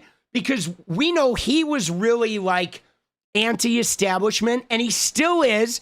And I still am anti-establishment to a great degree, but he finally realized, you know what? The best way to be anti-establishment is to make sure the Republicans don't fucking win. Because if the Republicans win, you fucking lose all of your ability to fight the establishment. And he realized that his anti-establishment nature needs to sit below letting the Republicans win, okay? Because you don't want to be self-destructive, guys. That's the key. The key is you want to be a rebel, you want to be anti-establishment, and you want to be like fighting the machine, but you don't want to be self-destructive about it. Because if you keep yourself on the outside and you never get any power and you're always throwing rocks at the tank, you are never going to win. You need to actually get an explosive in the metaphorical tank. You know what I'm saying? Like you can't blow up a tank by throwing stones at it, you know, while it drives over you, right? You got to make sure you're actually like damaging the establishment and not simply screaming at it while it bowls you over, okay?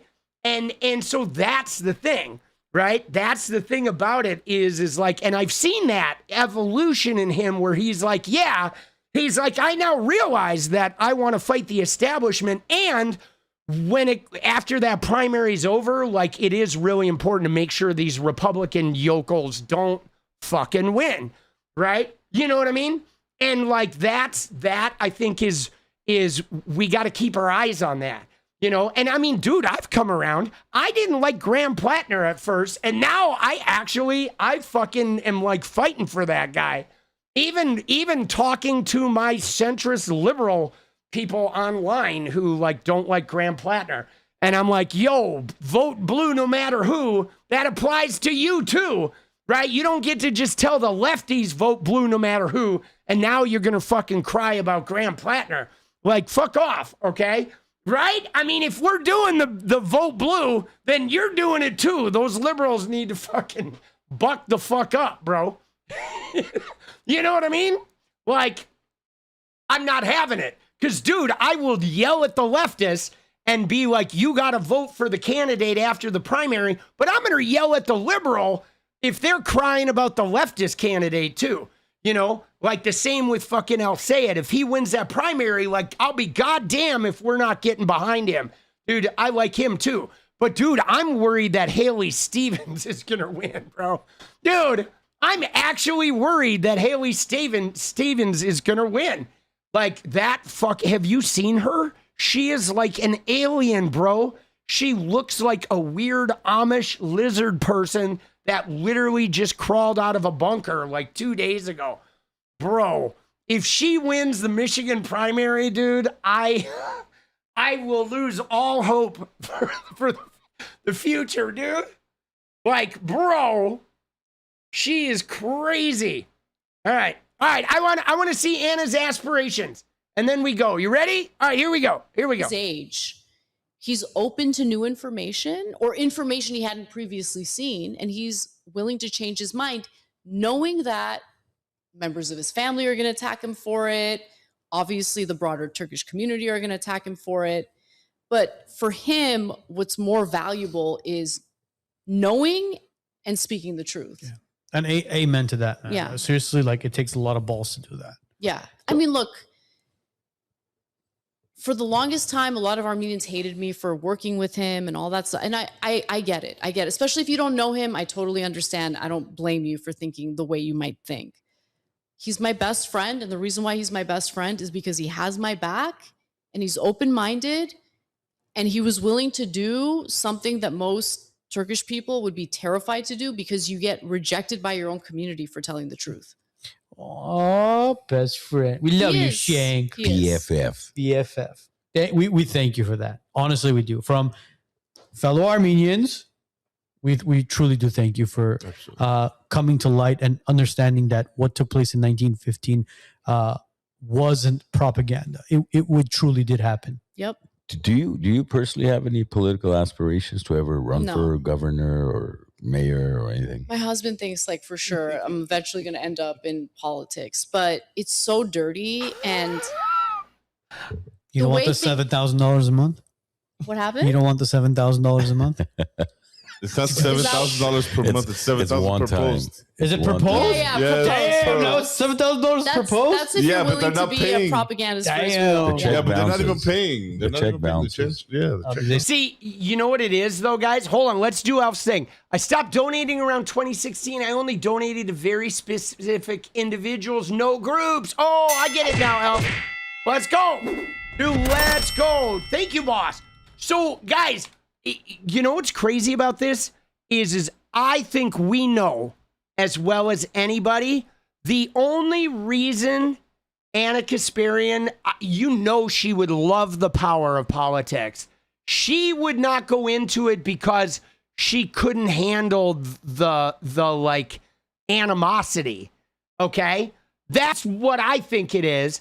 I think Ana, if people like, you may have noticed, she goes on these podcasts and just sort of conforms to the point of view of the podcast because she doesn't like people being against her, right? I don't think she could handle people attacking her policy positions and her having to defend them. I think she would like, right? I think she would love the power.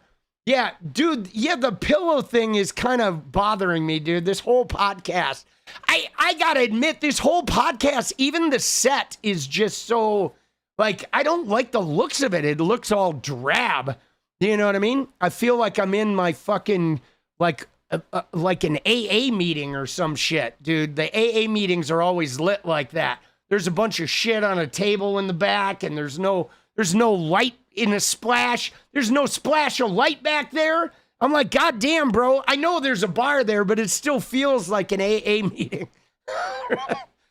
Oh, shit. No, the reason, see, you were saying it's so dirty, right? Mm-hmm. And this is what we've talked about on the show for many years, is where sometimes when people, why don't you run for Glendale City Council or Burbank Mayor or whatever, right?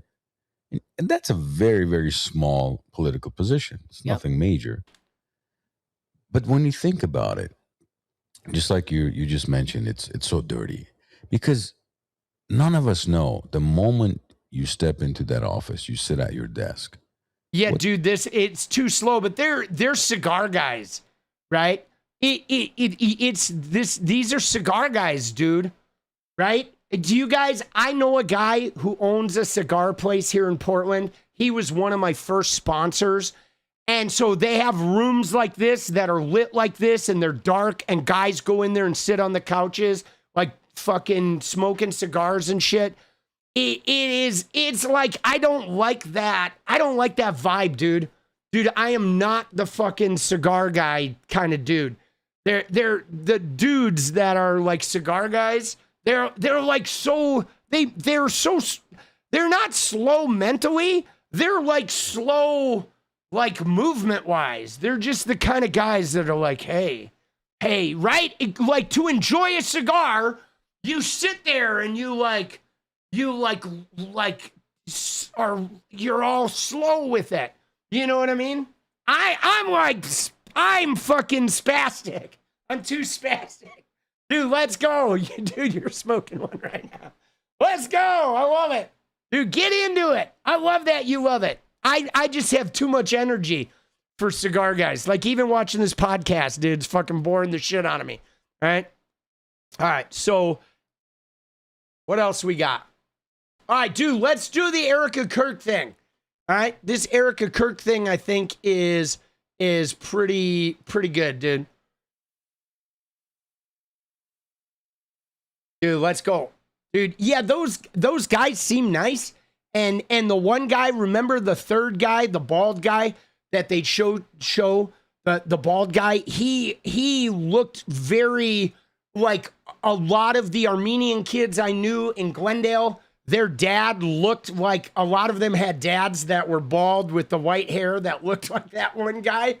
The third guy who'd come in, he had a very familiar vibe because Anna's Armenian and those guys are all Armenians. And you know that guy mentioned, did you notice the guy mentioned right there at the end, mentioned running for Glendale City Council? I went to high school in Glendale, and Glendale, California is like a lot of Armenian people settled in Glendale. They immigrated to Glendale and they lived in Glendale. And then because there were Armenian families established there, more Armenian people would come and like live in Glendale. And Glendale was like one of the Armenian immigrant places in the Los Angeles area, right? So my high school in the 80s, my high school was probably like, I don't know, 30% Armenian, that was like the biggest ethnic group outside of the white people in Glendale, right? There were more Armenian people in my high school than there were Hispanic people, which is pretty like crazy, right? So I grew up in a very, like pro-Armenian culture. Like, I mean, a lot of them are Christians, right? There's a lot of Catholics. But I don't know. It was weird. It was like Glendale, like, I don't know. It's like, that was one of the ethnic groups that I was familiar with, right? And dude, a lot of my friends in high school were Armenians and they were crazy, dude. They were, dude. Dude, it was cool. But Glendale was like an epicenter of the Armenian culture, right? It was like, I don't know, cool. Cool. Like there's, I mean, it's hard because you can't really generalize them because there's a wide range of Armenian, like there's a lot of variety in that culture. You know what I'm saying? I mean, everybody's everywhere in LA, but Glendale in particular had a very, like the same way that San Francisco has a very vibrant LGBTQ community, Glendale had a very vibrant and very vibrant Armenian community. Like it was big. It was big. System of a Down. Yeah. Right. Fucking. All right. Moving on though. Let's move on to Erika Kirk, boss. Dude. This shit is weird, bro. Dude. You ready? All right. Dude. First off, let's just look at this.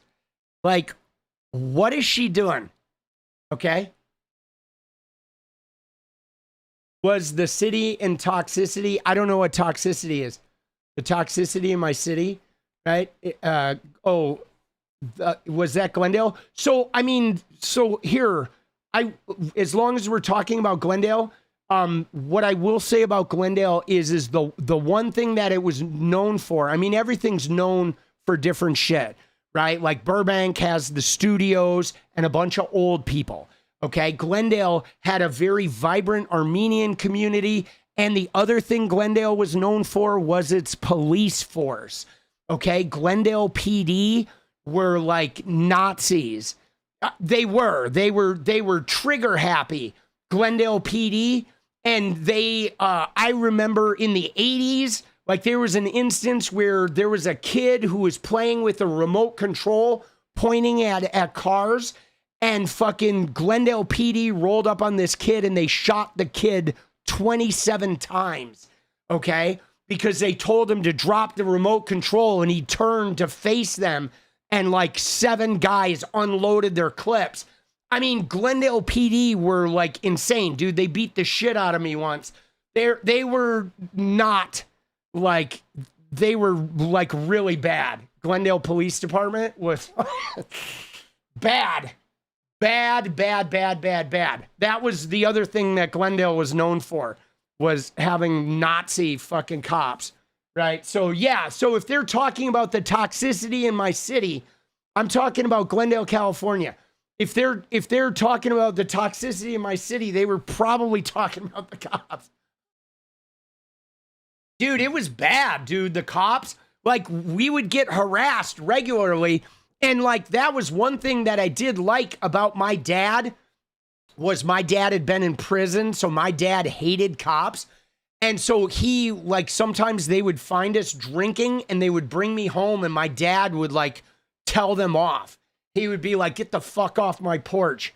And they'd be like, your son was drinking. He'd be like, I don't fucking care. Get the fuck off my porch. You're not fucking welcome here, dude. Dude, seriously. Dude, he would tell the cops off. And like one night I got arrested in high school, guys. I got arrested because I had parked my dad's car in a driveway of an abandoned house. Okay, I was like 17. I parked my car in the driveway of an abandoned house, and then I went out with my friend Ingemar, and we were on his motorcycle, and we were doing goofy shit. We were egging some houses, and we were TPing houses. We were doing the things that 17-year-olds did in the 80s, okay? But, like, we weren't doing anything criminal, okay? But what happened was somebody called the police because my dad's car was in the driveway of an abandoned house, okay? And my dad kept a wooden billy club in his car, okay? He was a truck driver. It was one of those clubs that they used to check the tires. But my dad kept it in his car as like, in case anyone fucked with him, he wanted to have his billy club, right? So anyway, when we came back from being miscreants, Ingemar dropped me off at my dad's car, and there were like 5 cop cars there. And I was like, whoa, what the fuck is going on? They surrounded me. These cops came out, and I was like, fucking don't shoot, right? Glendale PD, I got my hands up. And they're like, what are you doing? I'm like, oh, I just parked here. My friend lives a couple doors down, and we were out on his motorcycle. And the cops took the flashlight and saw the billy club, and they arrested me for possession of a deadly weapon, okay? That was the charge, possession of a deadly weapon. I'm a high school student. I've done nothing. That billy club's in my dad's car. They waited until I got in the car and backed out, and then they surrounded me again and were like, get out, and they arrested me. And I'm like, what the fuck? So you ready for this? They called my dad and said, we arrested your son for possession of a deadly weapon. That's all they told my dad. So my dad is like, what the fuck? I'm a straight A student and a competitive swimmer who's never been in trouble with the law. They call my parents and say I've been arrested for possession of a deadly weapon. My dad's thinking gun. He's thinking knife. Dude, I heard him. I was in the holding cell, and all of a sudden, a couple hours after they booked me, I heard my dad screaming, you dumb motherfuckers, you fucking piece of fuck. He was like going off on them. Get my fucking kid out of there right now. Right? He was like flipping out because he found out that it was his billy club And my dad started screaming like I thought they were going to arrest him, dude. He was like screaming expletives. You could hear him all the way through the fucking building, dude. And then they immediately came and got me, and they ended up like not charging me. They literally just held me in a fucking tank for a couple of hours. But dude, my dad was fucking livid. Oh my God. He was so pissed. And dude, he was mad. He was like, you know, dude, he was livid. But that's the way Glendale Police Department were, guys. They're fucking douchebags. Douchebaggery, bro. Oh my God. That was one thing I have to admit. My dad was right on. He was never trusting the cops. Dude, he was not. If it was me and the cops, my dad was always on my side. Right? Oh shit. Dude, he was so like I've only seen him that mad a couple times, and normally when he's that mad, he would be like punching somebody in the head, right? It would be like some dude like said something to my mom or like took a swing at my mom, and my dad's like gonna beat the shit out of him. But that night, dude, he was furious. Dude, as he should have been, because that's some bullshit, right? You know what I'm saying? That is some bullshit. All right, dude, Elf, let's go. Elf said, in all honesty, I'm pretty sure that we get along in college, but when I'm low for a while, you'd be upset because I didn't go out. LOL, let's go. Let's go, dude. Dude, thank you, boss. Let's fucking go, boss. Didn't you do another one too? I think you did. I want to make sure I didn't miss one. Dude, we would have hung out in college. Dude, you didn't go out. You were going to like Peabody and shit though.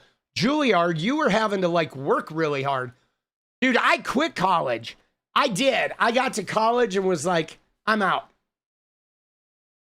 No to violence, but my dad is based. Yeah, see, my dad would have been super based if he also wasn't an abusive, like, prick himself. You know what I'm saying? I mean, there were a couple things where he was on the right side of history with it, but he also, though, his drinking problem and his fucking issues definitely, you know, caught up with him.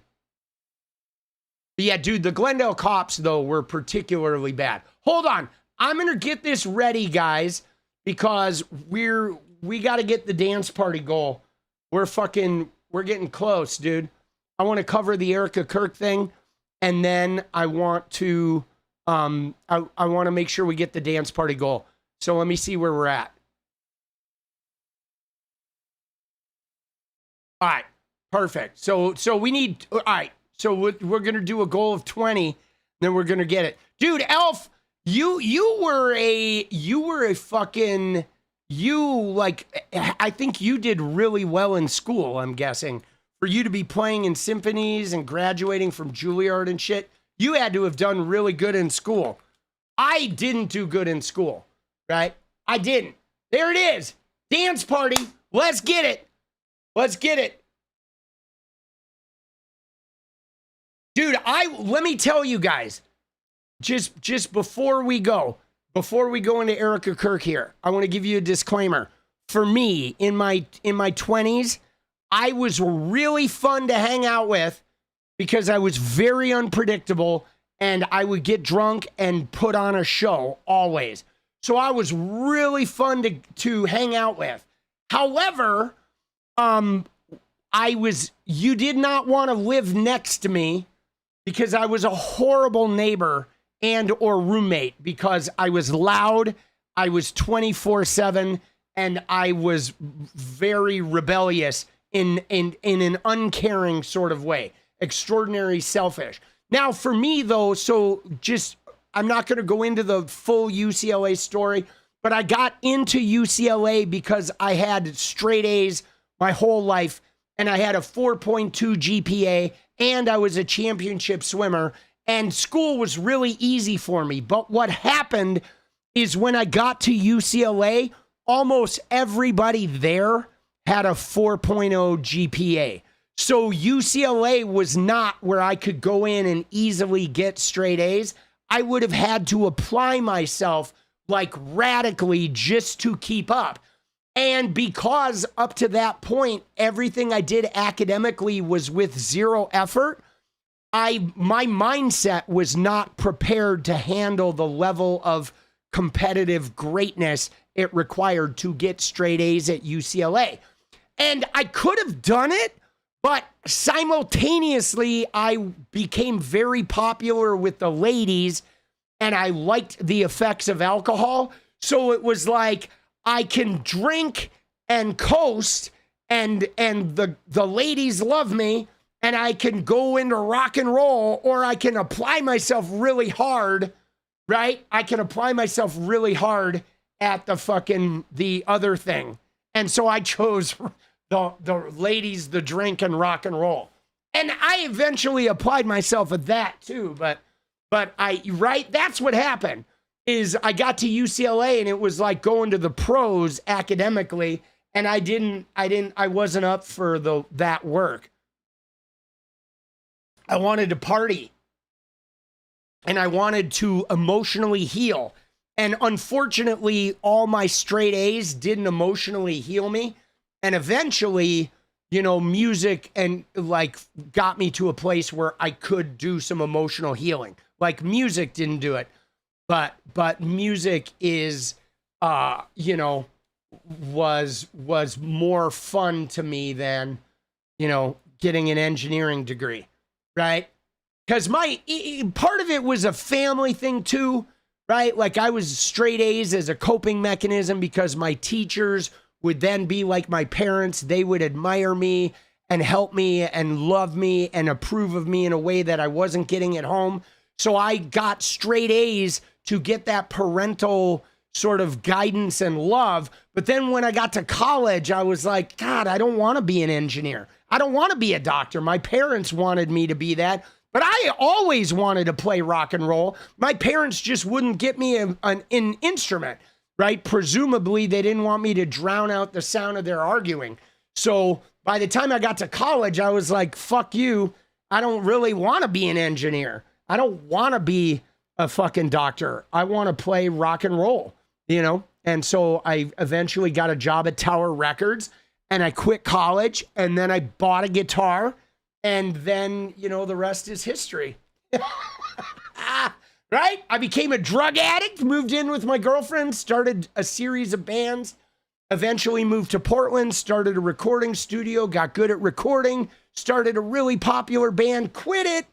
And then I did a solo album and toured the country for years, right? Well, let's go. And here we are, right? Somehow I became a Fortnite streamer and now I'm fucking streaming politics. Ain't life a bitch, huh? It's pretty wild. It's amazing, dude. If you just wander, there's so much to do, guys. Right? If you just wander, there's a lot to be done out there. Dude, let's go. Oh shit, dude. Dude, that's from the little bit on the Jane's Addiction record. Let's go. All right, you ready? All right, so dude, let's paint the stage here with Erika Kirk. Guys, because Erika Kirk, watch this clip. Okay, because look at what she says. She is just talking to someone and she starts talking about Satan. And she basically says, Satan can take my husband, can take my kids, but Satan's not going to take me. Dude, she is like La La Land, bro. She is fucking psychotic. Dude, Miss Good Life. Let's go, Gen X. Oh, shit. Let's go. Good to see you. I like the hat in your picture. It looks awesome. All right, guys. We need 18 and 24. We're going to get this dance party. We're going to go out with a bang. Dude, Breckos, let's go. Well, watch this clip, man. This is a weird clip. Like, I mean, she's weird. We know she's weird. We know she's like, crazy eyes and whatever. I mean, look at her, dude. Look at the crazy gold jewelry. okay? She's wearing an outfit that is the same color as the chair and like the same tone as her hair. And she's got all these gold, like all this crazy, like super expensive jewelry, like some weird prosperity preacher. But like, guys, just when you think she can't get any weirder, she starts getting weirder. And this might be the weirdest thing I've ever heard her say, okay? Dude, Elf says, long story short, my GPA in high school was 2.33, undergrad was 3.74, both grad schools were over 3.9. Dude, that's crazy, bro. That's insane. But that's just it, though. You're 2.33, but you must have been good at your instrument, right, to get into Juilliard? Like, you had that instrument thing, right? Right? You must have gotten in on audition and shit then, huh? Well, watch this. No, Candace gets in on this, 2Hinge. Candace replies to this, but watch this clip. I shit you not. This might be the craziest fucking thing we've ever seen Erika Kirk say. And that's saying a lot, guys. Are you ready? Watch. But when I said that, it was because it was something I really meant. And again, it wasn't scripted. And I just knew that saying that was my moment of being able to literally make a statement against Satan, saying, you can take my husband and you can try to divide this country, but I refuse to let you take any piece of me, because I need to be here for my babies, and I need to also be here for what my husband left for us and entrusted to us.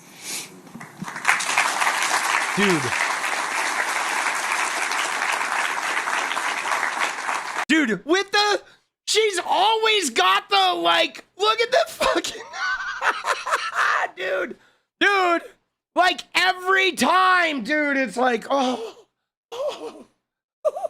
But dude, what is this, what in the Satan? Did you see that? Like, she said, Satan is, you can take my husband, you can divide the country, but I will not let you take a piece of me. Satan. Now it's like Satan took her husband. Satan is dividing the country. I mean, where does Donald Trump, the career adulterer, rapist, Epstein best friend, where is he in the fucking Satan scale? Dude, Shin Godzilla! Sakata, these fools, Paul into the pine box, let's go!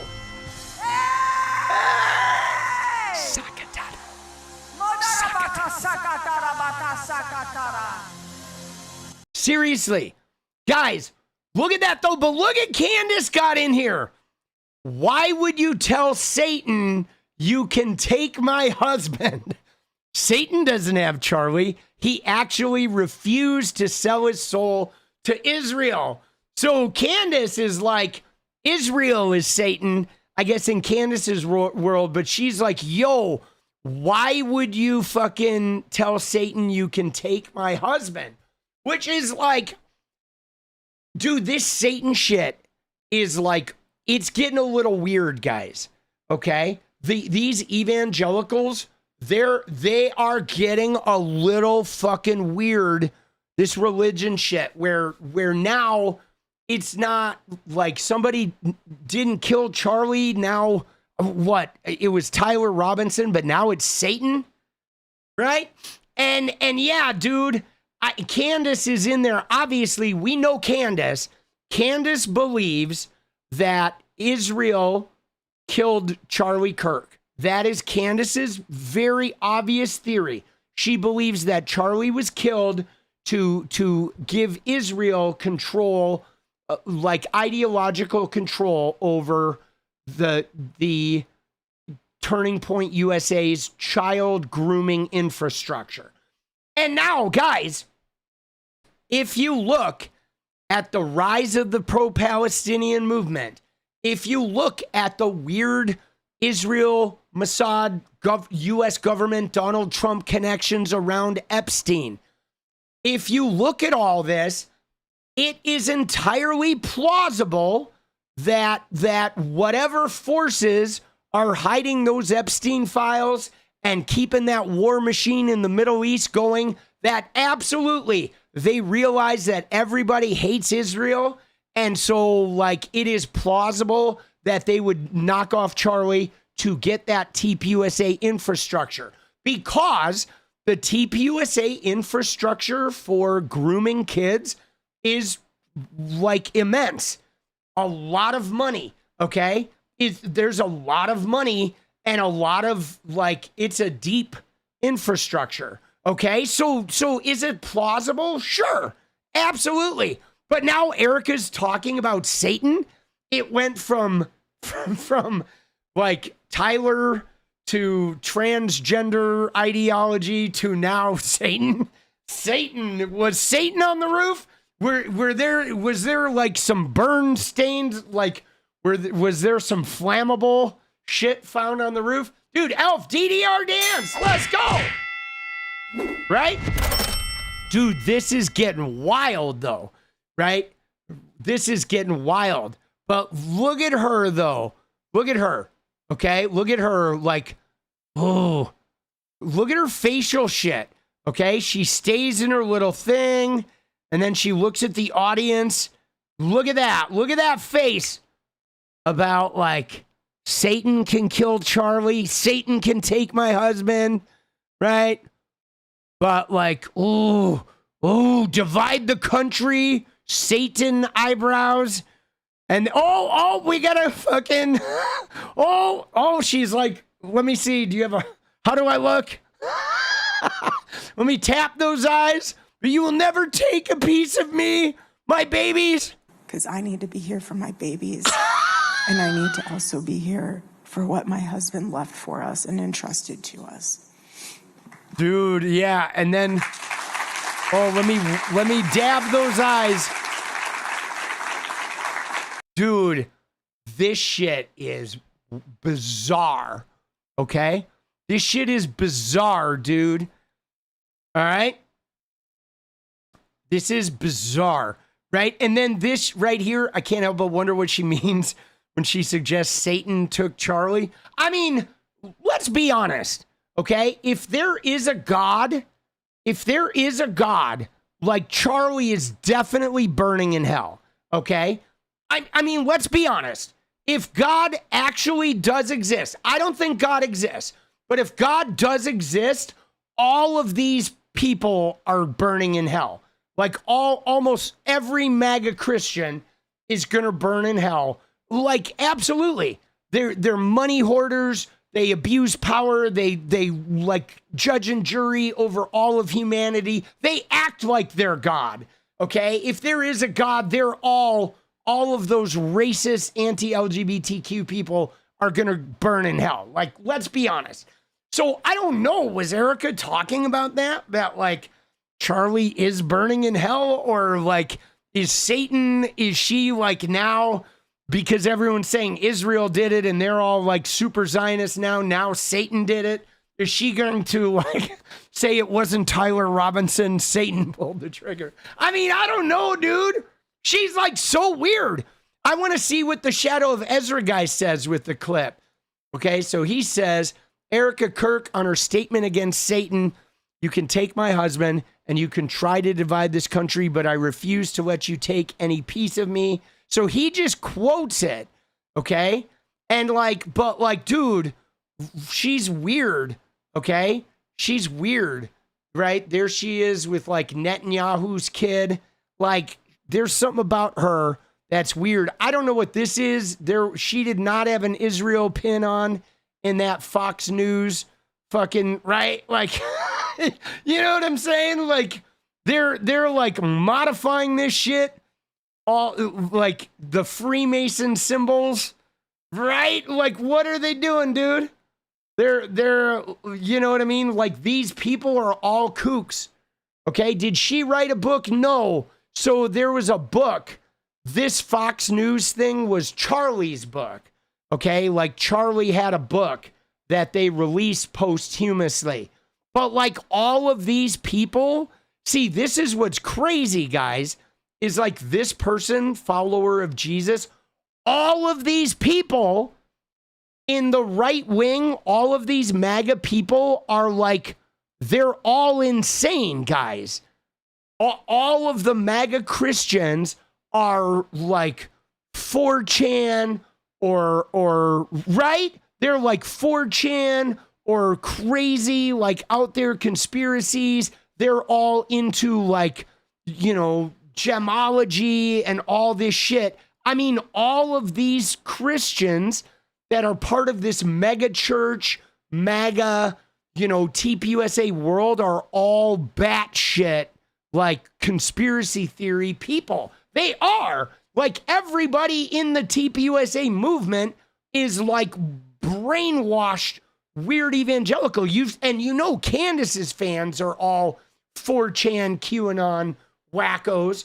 So that's what's wild is like all of these people are, yeah, cash registering with a bunch of like conspiracy people. So if it's an Israel conspiracy or Satan conspiracy or Trump or Epstein or whatever, they will just jump from one conspiracy to the next like they're in the Frogger game, you know? You know what I mean? Dude, Elf, let's go!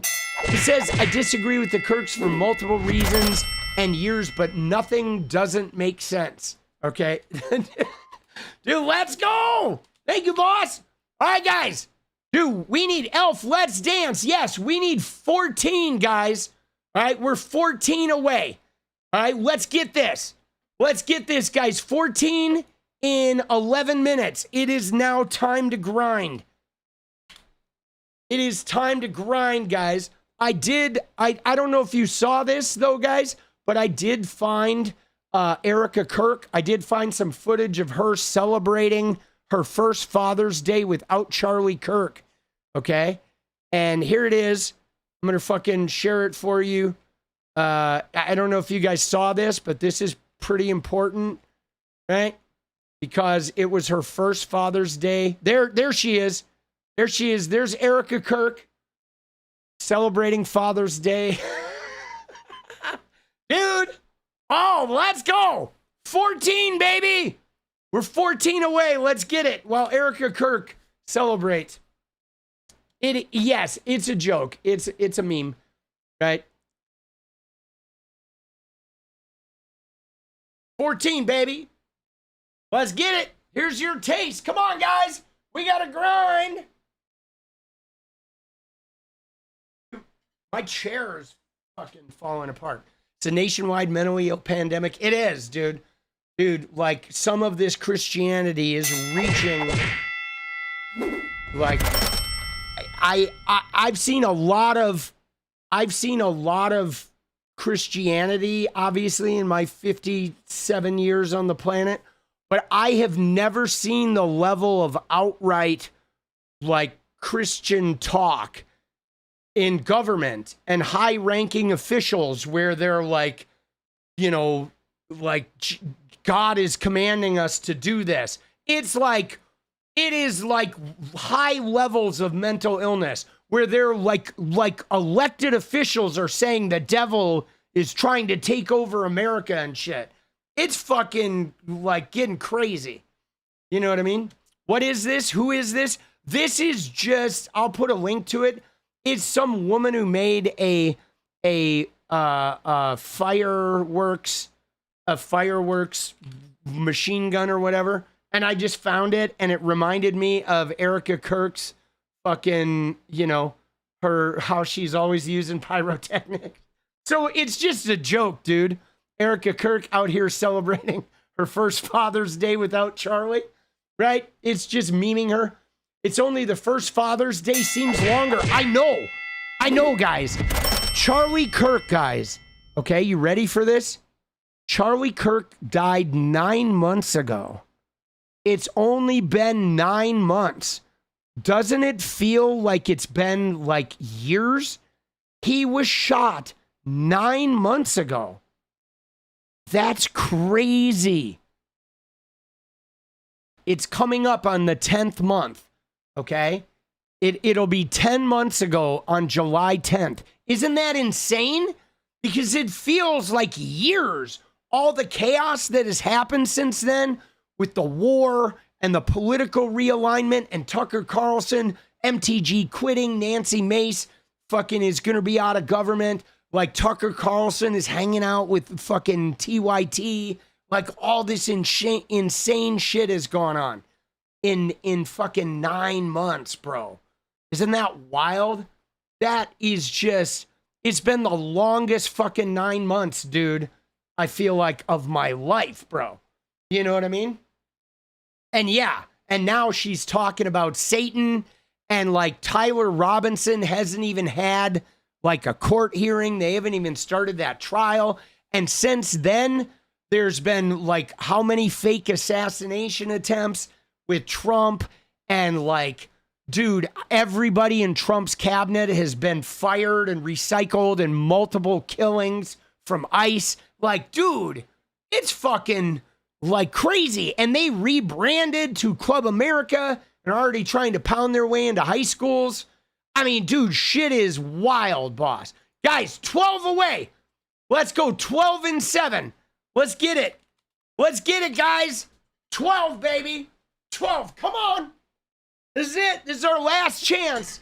Last chance to dance. Can you get off the train? Dude, May Money, I feel you. I want off, bro.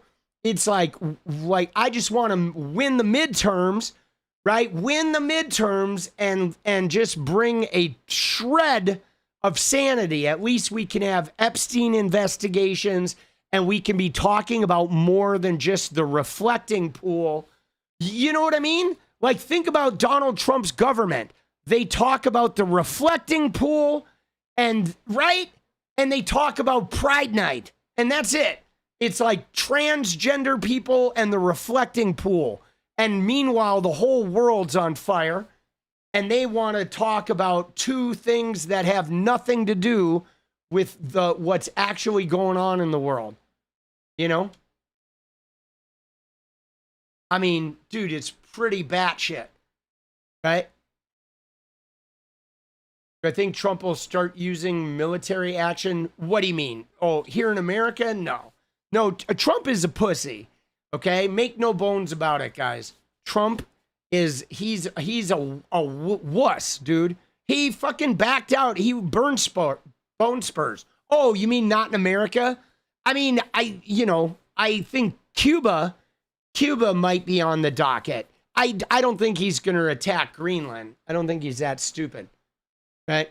Dude, you ready? Dude, 12 away, guys. 12-5. 11. Let's dance, baby. You got it. Let's go. Dude, Laura, let's go. Let's dance, mofos. 11 away, guys. Dude, 10, baby. Dude, Elf says, I never believed in hell or religious redemption. I'm comfortable with my world and being revived from an alcoholic overdose, and I always donate to charity for recovery situations. Let's go. Dude, you OD'd on alcohol? Dude, I OD'd on alcohol too, boss. Twice. Okay? Dude, let's go. Dude, Quarg, let's go, baby. All this noise while this administration and their buddies game the market. Yes, Quarg. Dude, thank you, boss. Dude, I OD'd from alcohol twice. Senior year of high school and freshman year of college. And that was the beginning of my fucking drinking career, dude. Dude, brutal. Not pleasant, okay? Not pleasant. Dude, I feel for you, Elf. I'm with you though, boss. I've been there. Dude, I woke up in the UCLA Medical Center, had to pull IVs out of my arms and just fucking try to find my way out. Dude, I remember asking a woman, how do you get out of this building? Dude, this woman, I'm like in a gown. I have my clothes in my arms, because I told them the name of a guy that I knew at UCLA, but then I was like, oh shit, I don't want him to find me. That's going to ruin me socially. So I decided to get out before he got there. And I fucking grabbed my clothes, pulled the IVs out, and just took off, dude. I was like, see ya. Bro, they came there in the room and there was just an empty bed and a dangling IV bag, right? Unfortunately, the guy did show up, but I was gone. I had to avoid him. But man, dude, it was like crazy. And then they sent me bills for the ambulance and the UCLA Medical Center. and I paid like $2,200. This was in 1987. I paid $2,200 of medical bills without my parents ever finding out. I just paid it off and pretended like it never happened. Right? Dude, come on, punks. 3 minutes. Let's go, Steph. Let's get it. I don't recommend it, guys. 8 away. 8 away. 8 and 3, guys. Dude, we got this. Dance party incoming. Let's go. 3 minutes. 8 away. Yeah, I've been through some shit, boss. Alcohol, you got to be careful with that shit. Alcohol ODs, that shit happens, dude.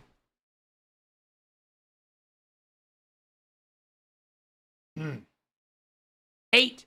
Here we go. Are we getting it? Are we dancing? Is Erika Kirk crazy?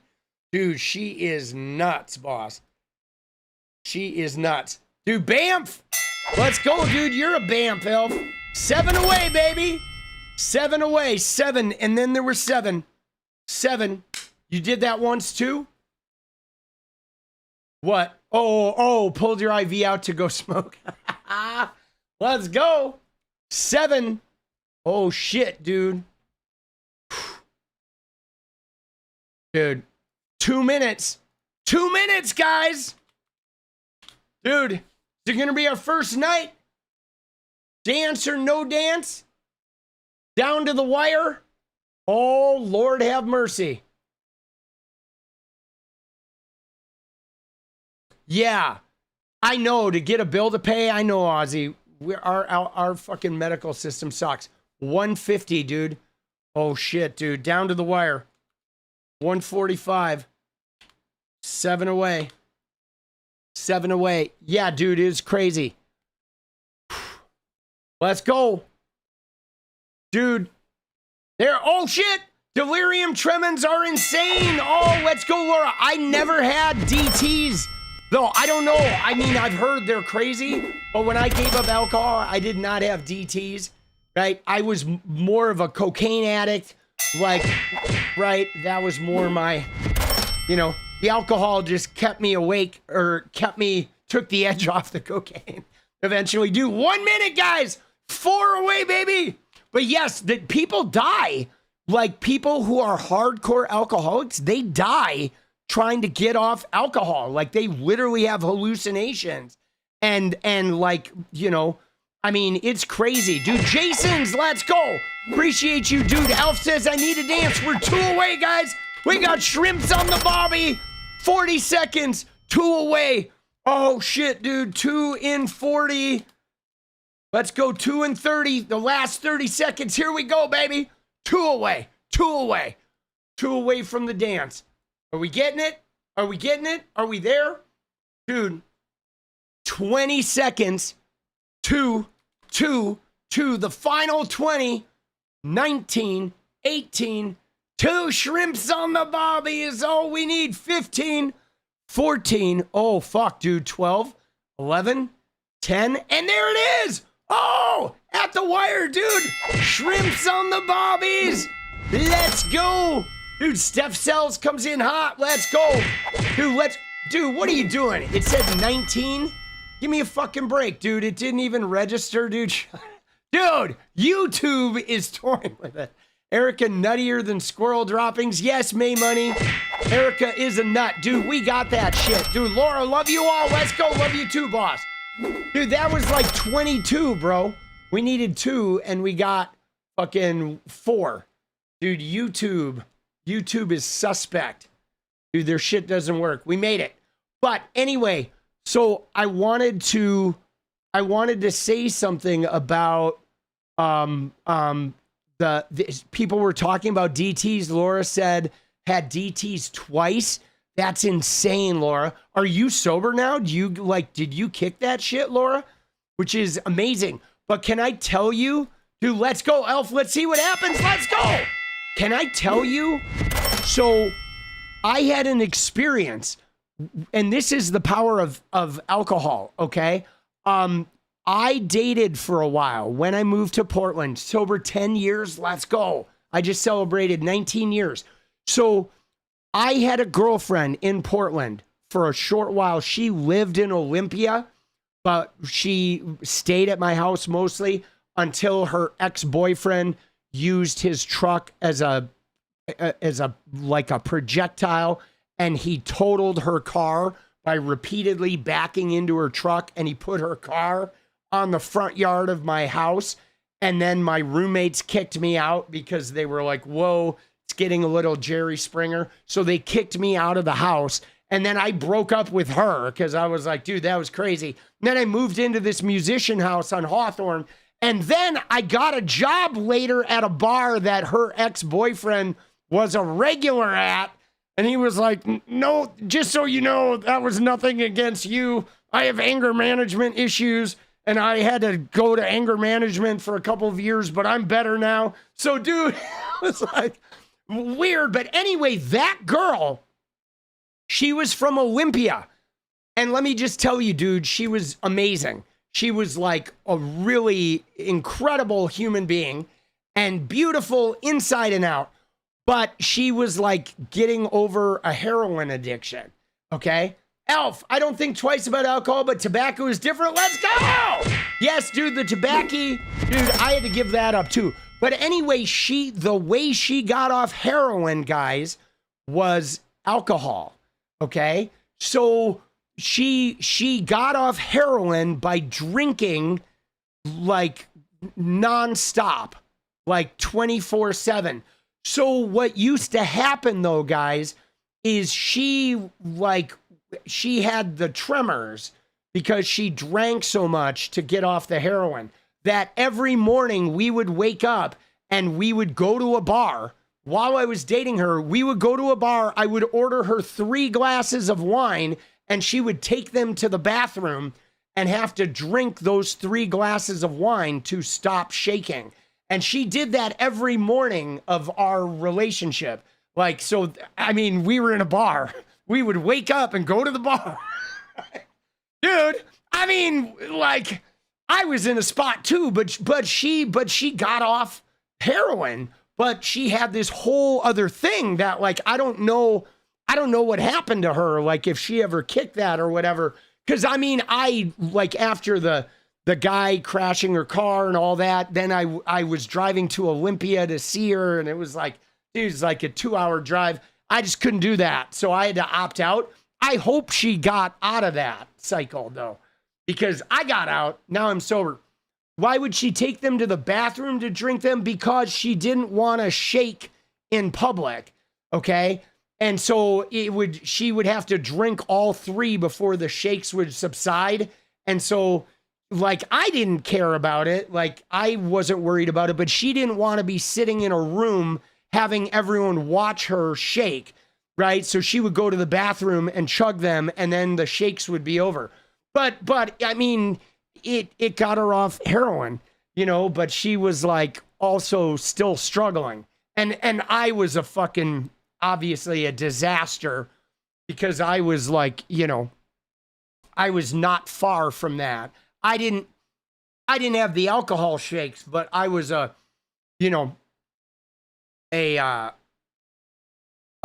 functional.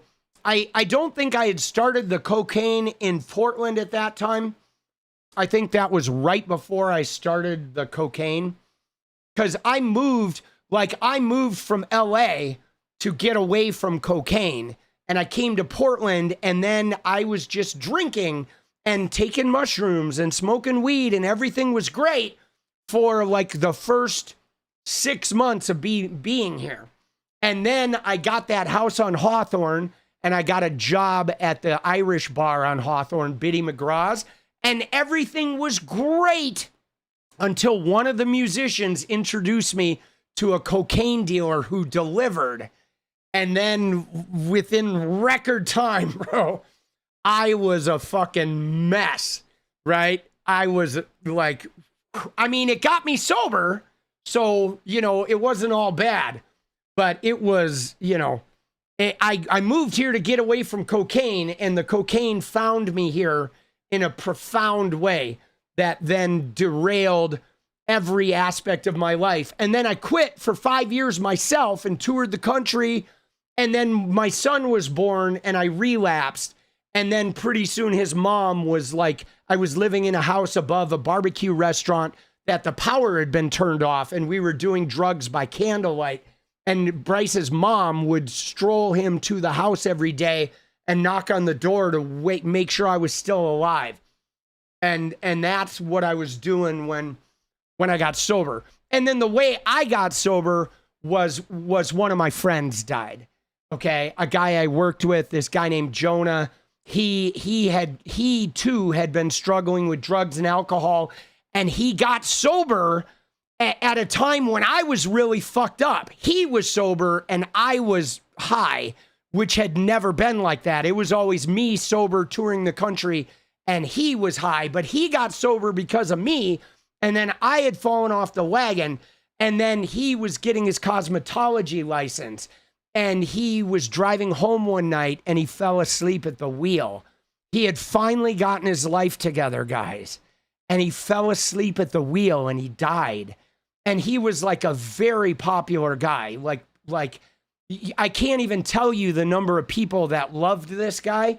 And it just caused like a nuclear wreckage where all of his close friends became so self-destructive. And I was witnessing it all play out while I was also being self-destructive. And I was like, dude, I got to get out. Like this is the sign. Like, I need to get out. I have a kid. I need to be there for my kid. I'm jumping. And that's when I jumped ship, was after Jonah died. Like, I watched a month of everybody just start the craziest self-destructive spiral, all of his friends, after he died. And that's when I jumped ship. That's like Jonah's death saved me, essentially. You know, I don't know where I would have been. Like, honestly, if he hadn't have died, I don't know. Maybe I'd be dead, right? Did I relapse during the filming of the Wanted's documentary? So not exactly. The way it happened, Star Fox was this. I'll give you the documentary timeline. So the documentary filmed me from like summer of 2004 until like January of 2004. Okay. That was the primary filming, was like 7 months. And I went on the big tour. They followed me on tour in the fall of 2004. The documentary did. Then I went on tour again in January, February, and March of 2005. And they filmed me occasionally, like when I came back from that tour.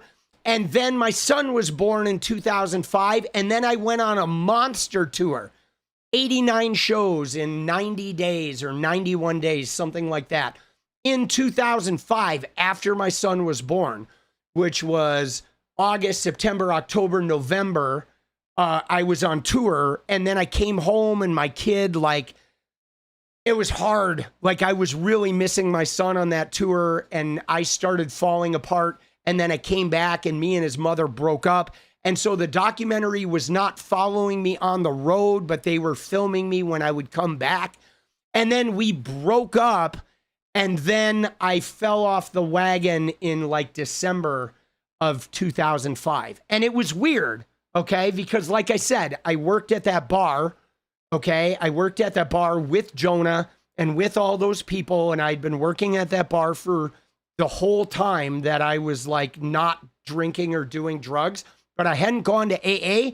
And so what happened to me was every night people at the bar would close and people would be doing blow. Like the bar I worked at, everybody did cocaine, everybody that worked there and everybody that hung out there. And so the employees would go into the ladies' room and do cocaine after work.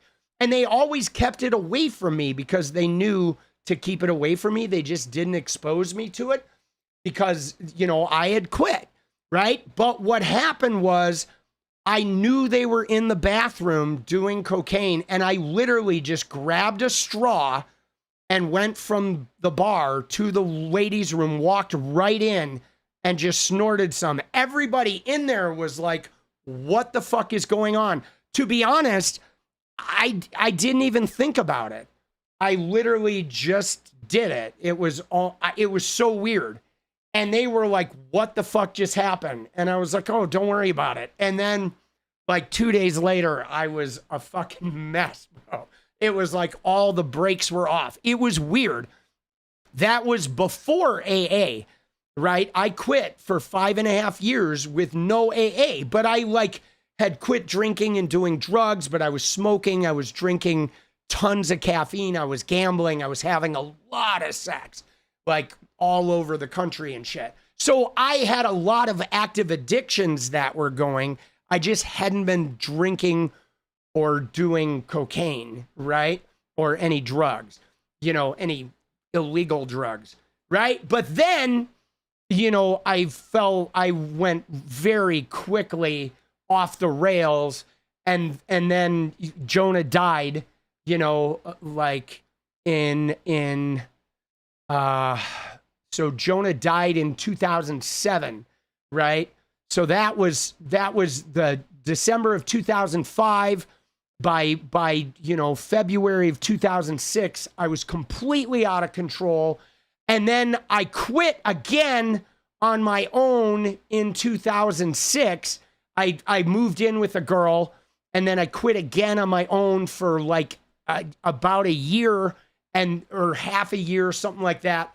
And then I was like doing it like once a month, and then I went off the rails again. And then Jonah died in 2007.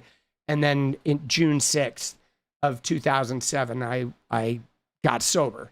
And then 4th of July of 2008, I went to my first AA meeting. So I did it again for a year, still working at the bar that Jonah died at. And then in 2008, on the 4th of July, 2008, I went to my first AA meeting. And then that started changing my life. So there you go. All right. That's a rough story, you know, a little 15-minute life story that hopefully, you know, you get some from that. May money, let's go. But guys, I will say this. I'm lucky to be here. Okay. I'm lucky to be here. I've watched a lot of people die, and I don't know why it was them and not me. There is like no explanation for that. But I, you know, a lot of guys that I was in bands with are dead now. Okay. It's like weird. Like half of the guys I was in bands with since the 90s are dead, and they were all my age or younger. Right. Which is like crazy, you know? So I'm like, I feel really fucking lucky that I'm here. You know, I do. Dude, Elf, let's go. Dude, Elf says DTs are insane because I had to play violin and figure out how to play again. Never had to deal with that again, and went through rehab. Let's go, Elf. Dude, you're crazy with it, dude. Let's go. Dude, that is insane, dude, to have DTs and be a violin player. Like, there's no fucking way, dude. Elf, let's go. Dude, there's no way. So you did go to rehab, right? Right?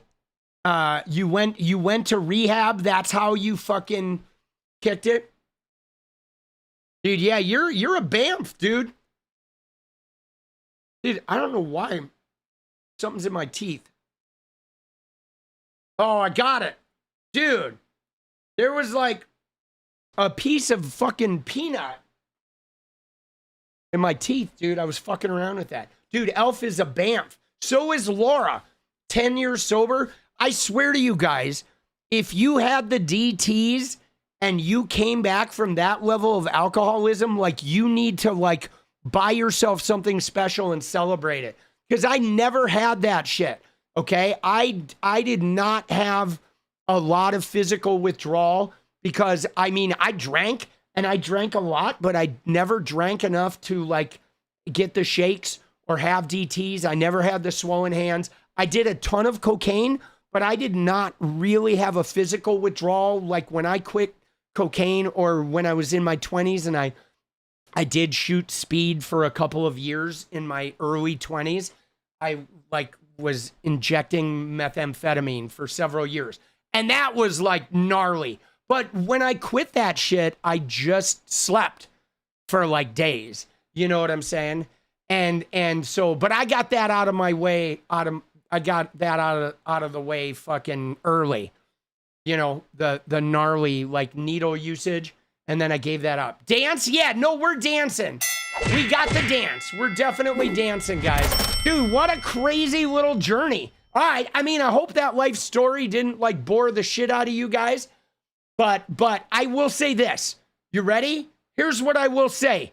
And this is why my mindset, I believe all things can be conquered. Right? I mean, obviously, you hear these stories, you hear the shit I've been through. It's like, if you're willing to heal yourself, if you're willing to look inside and go to therapy and do EMDR and do a 12-step, if you're willing to do the work of examining your generational trauma and trying to untangle it, it's not like a fixing because we're not broken. Okay, but if you're willing to go in the tangled web of your generational trauma and start pulling the threads and untangling that, there is nothing that is impossible. That's why I believe like racism and patriarchy and rape culture, I believe if we all go in and untangle our individual generational trauma, those bigger societal things will collapse. But it starts with us healing our shit, you know? And yeah, see, if you guys have physical pain, like that's really hard, chronic physical pain and shit. But I think like there is something to be said for the spirituality. Like I said, for me, AA, I didn't like the God thing, right? So I did goddess. And I did create my own deity. You hear me talk about the universe. All right. Your son needs to get another jersey. Let's go, Alf. You're crazy, dude. You are a BAMF. Dude, Alf is fucking wilding, dude. Oh, you're fucking crazy, boss. All right. He's getting another jersey, dude. Dude, he's like, dude, Bryce is, I just sent him money the other day. Okay. He's like, he's being well taken care of. Dude, Elf is going crazy. But yeah, it's like, I think the missing ingredient is that we all need to heal individually. And I think what's going on right now is we're starting to realize that. Like, we have spent time trying to heal society. The religious people are like, if you get rid of the gay pride nights and transgender people, society will heal. The Bible will heal society. But it's like, no, we need to individually heal. We need to, like those Christians that are trying to heal society with the Bible, they are so filled with trauma. Dude, they are so filled with trauma. Those Christians, those evangelicals, this woman, look at her, dude. She is so filled with trauma, dude. She doesn't even look like a human anymore, dude. She looks like the Stepford fucking Christian, bro. Dude, what the fuck? Right? One love? Absolutely. Dude, yeah. They are filled with trauma. And it's all different. Like a white person's generational trauma is very different than a black person's. A woman's generational trauma is very different than a man's. A white woman's is going to be different than a black woman's, is going to be different than a Hispanic woman, going to be different. Right? Right? You know what I mean? I mean, all the things, if we're Catholic or we have alcoholism or we have history of violence. I mean, there's just so much trauma that got passed down, and it got passed down like thousands of years. You know, you go back in the timeline through your ancestors, and there could be trauma of enslavement or of owning slaves, of alcoholism, domestic violence, child abuse, child SA, graping, could be, who knows, you know, like what it could be. It could be like criminal behavior. Like, I don't know. It just goes back so far, you know, and like, you know, and then we just got to try and untangle it. Black and woman trauma. I can only imagine, May Money. Like, Jesus.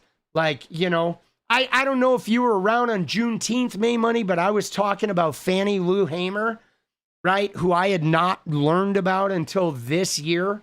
And like, dude, there's a black woman that like, wow, dude, never graduated from the 6th grade. And she's literally like, in her own way, I think the catalyst for reshaping the entire Democratic Party. Like, mind blowing, dude. Like, oh my God. Dude, crazy. Dude, it's crazy. But I don't know. I think it can be done. Right? I think it can be done, guys. Right? Dude, she is dope. Good word for it. All right, you guys ready for a dance? I'm all talked out now. I feel like I've bared my soul, and now I'm gonna be like a little bit of like a raw nerve. You know what I'm saying? Maybe I'll should I make a video of that? Do you think I should make a video of like personal like stories like that shit? I don't know if a video like that would be useful in the political sort of realm, like to put it in like a 10-minute video or something and just sort of life story it, like have a section about that kind of stuff. Maybe I should. I think I've always been afraid of that. Like, nobody wants to read this shit, but maybe people, or nobody wants to hear that shit, you know, but maybe people do want to hear that. Maybe people like need to hear that because they're going through it too, you know what I'm saying? Like, I mean, we're just all going through it, right? Dude, Hunter Biden's gone through it.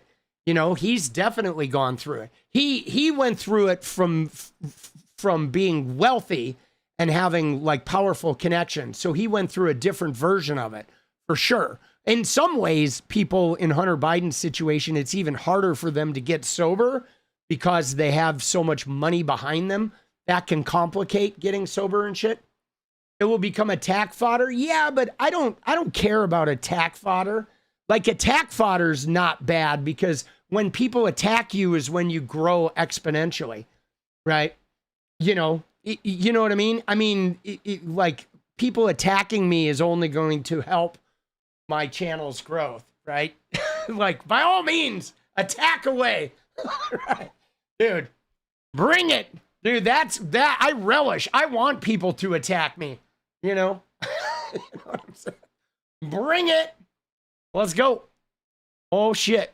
But I don't know. Maybe I'll think about it. Maybe I'll do it. You know? Maybe I'll do it. I don't know how I would package it. Yeah, it might be midnight. It might be.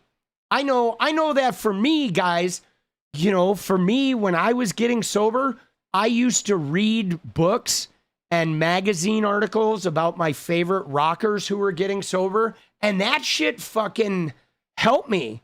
Okay, reading or seeing interviews with like rock and rollers and people that I admired talking about their path to sobriety helped me. I do want to write a book. I would love to be able to afford an apartment in New York City and to be able to write a book there in my 60s. That had been my plan for my 60s, which I still have 3 more years to like grow this thing. But I wanted to get an apartment in New York City where there's a lot of energy, where that kind of kinetic energy just sort of like percolates you. And I think like going to various coffee shops and absorbing the history of New York, like there's a lot of energy there, like a lot of winning and losing is happening there. I think going there and writing a book would be really interesting. You know, dude, yeah, Lane Staley. Yeah, dude, Lane was pretty tragic. Dude, I have a Lane Staley moment where he kicked me out of an Alice in Chains concert once. Lane Staley did for being a dick. I'll tell you that story. I'm not going to tell you now because I got to go fucking do the dance party. But Lane Staley played 2 shows at the Hollywood Palladium. And the first show I went with our girlfriends, me and my friend and our girlfriends. Second show was just me and my friend. And I got upset that they were doing the exact same show. And so I did park myself right in front of Lane Staley, flipping him off for the entire set. And in the first encore, he had security throw me out. He kept trying to talk to me, and I was yelling at him, but he couldn't hear me because of the crowd. And we like bannered back and forth. But then years later, I was like, fuck, dude, he never knew why I was flipping him off. Like, did I contribute to him falling off the wagon? Like, was that a night that like he like set him back or something? Right? Years later, I was like, oh, fuck, dude. I was just a selfish rock and roller who was mad at him for doing 2 exact same shows back to back. But years later, I became a musician and I realized you had to do sets like that because of the grueling nature of touring. But when I was 21, I was an asshole who didn't understand anything. I expected him to like do a separate set because I had gone 2 nights in a row. Dude, I was such an idiot. Like, what an asshole. But yeah, dude, the Lane Staley story. Dude, he was something else. Like, I'll tell you this, there are few human beings who could weigh, because I mean, he was small, guys. You know what I'm saying? Like, he was small. You don't even know. He was like skinny and not tall. He was a very small guy, but he had a voice like a 300-pound opera singer. You know what I'm saying? Like, that guy there was something that was just like otherworldly with that dude. Like, he had a voice that, you know, a guy as tiny as him should not have possessed. You know, it's like, it was like, you know, like he was tapped into some fucking 4th dimension shit. It's wild. It's unreal. And live too. It wasn't just studio. Man, he could be smoking all night long and just like, how is he even doing that? All right, you ready? It's dance time, guys. Let's go. Fuck these guys. We're getting it. Dude, I could talk forever, but I can't tonight. Maybe tomorrow I'll talk forever. Dude, the only way you can do that is for members. Let's go. Dude, let's go. Only do what? Oh, make the personal ship members only? Huh, that's interesting. Dude, Elf, thank you, boss.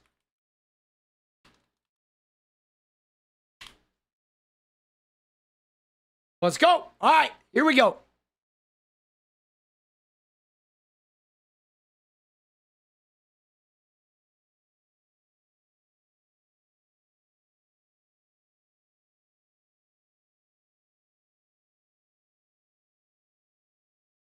We ready?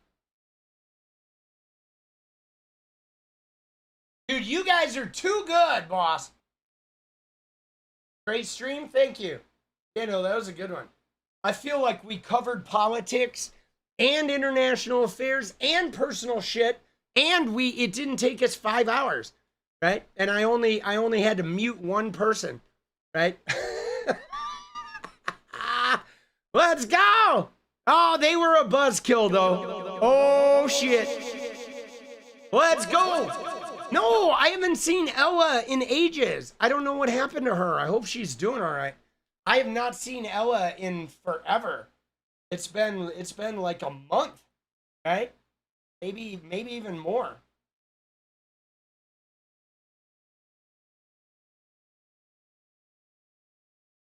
Yeah, we really do.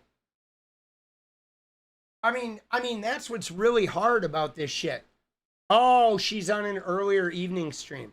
All right, nice. Maybe we'll see her when I start adding the day stream. Because I am adding a day stream, guys. I don't know when. I need to get a schedule. I need to figure out how to operate and get more productive. But I am going to, at some point this year, I'm going to be adding oh yeah, she's very into the war in Ukraine. I am going to I'm going to be adding a noon stream, like an hour and a half, right? So that'll be happening. It'll be happening soon, sometime soon. All right, you ready? I'm glad she's doing well. If you see her, send her my love. Dude, let's go. No, you don't want the general public to hear your story. I don't want my story to be published. Dude, I want people to hear my story, boss. I feel I get it though, Elf, how some people don't want it to be published, but I think for me, I want everybody to hear my story because it like that makes it feel like it was more worth it. You know what I'm saying? Like if people can get some sense of connection or they can see the insanity in their life is like they're not alone and they can feel that they're not broken. Like I want everybody to hear that. You know what I'm saying? I think, but not everybody's like that. Everybody's got their different things. So I don't know, I'll mull it over. But now we're gonna dance. Dude, thank you, Elf. Thank you, Steph. Thank you, everybody, for all the big donos. You guys are going crazy. Appreciate you keeping us dancing. Right? Dude, I feel like Elf tells his story in here, dude. I think it's pretty cool. Let's go. I do want to write that book, though. Oh, but right now, I just want a little bit of deja vu. Come on. Oh.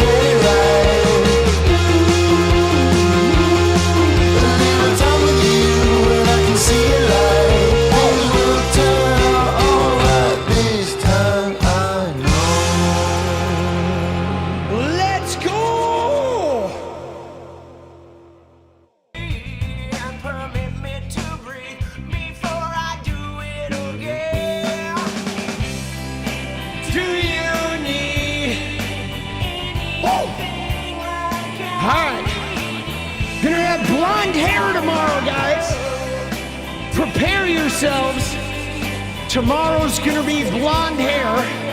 Need you. Do you need anything like I need you? It's over.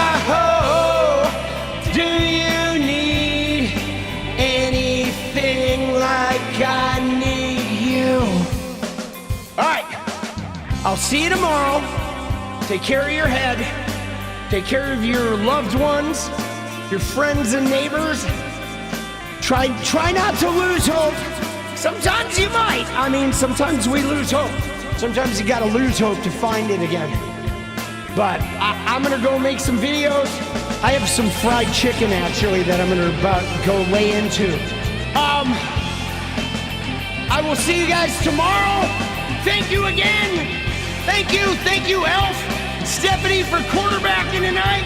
Let's go, keep on keeping on.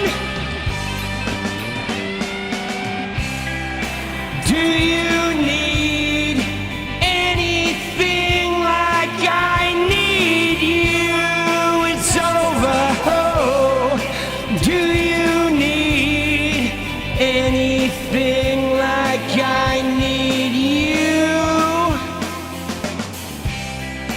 Do you need anything like I need you? It's over. Oh, do you need anything like I need you? All right, guys. I will see you tomorrow. In the meantime, stay radiant. Good night.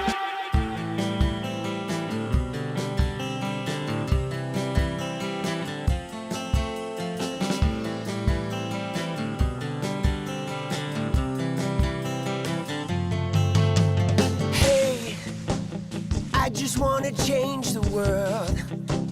I just want the perfect girl. I don't want to hang around. I'd rather be found. It gets better. I wonder my pleasure together. Everyone's waiting, anticipating.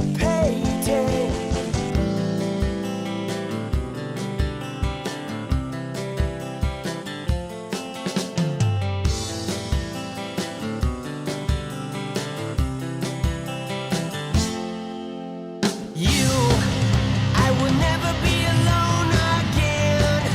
I'm immune to the things they said. My heart's unbreaking. You're radiant truth. I know that you will understand, because I finally found myself. My heart's unbreaking. You're radiant. Hey, I just want to change the world, but I'm not gonna wait my turn. I don't ever want to come down. I'd rather be found. It gets better. I wonder my pleasure together. Everyone's waiting, anticipating.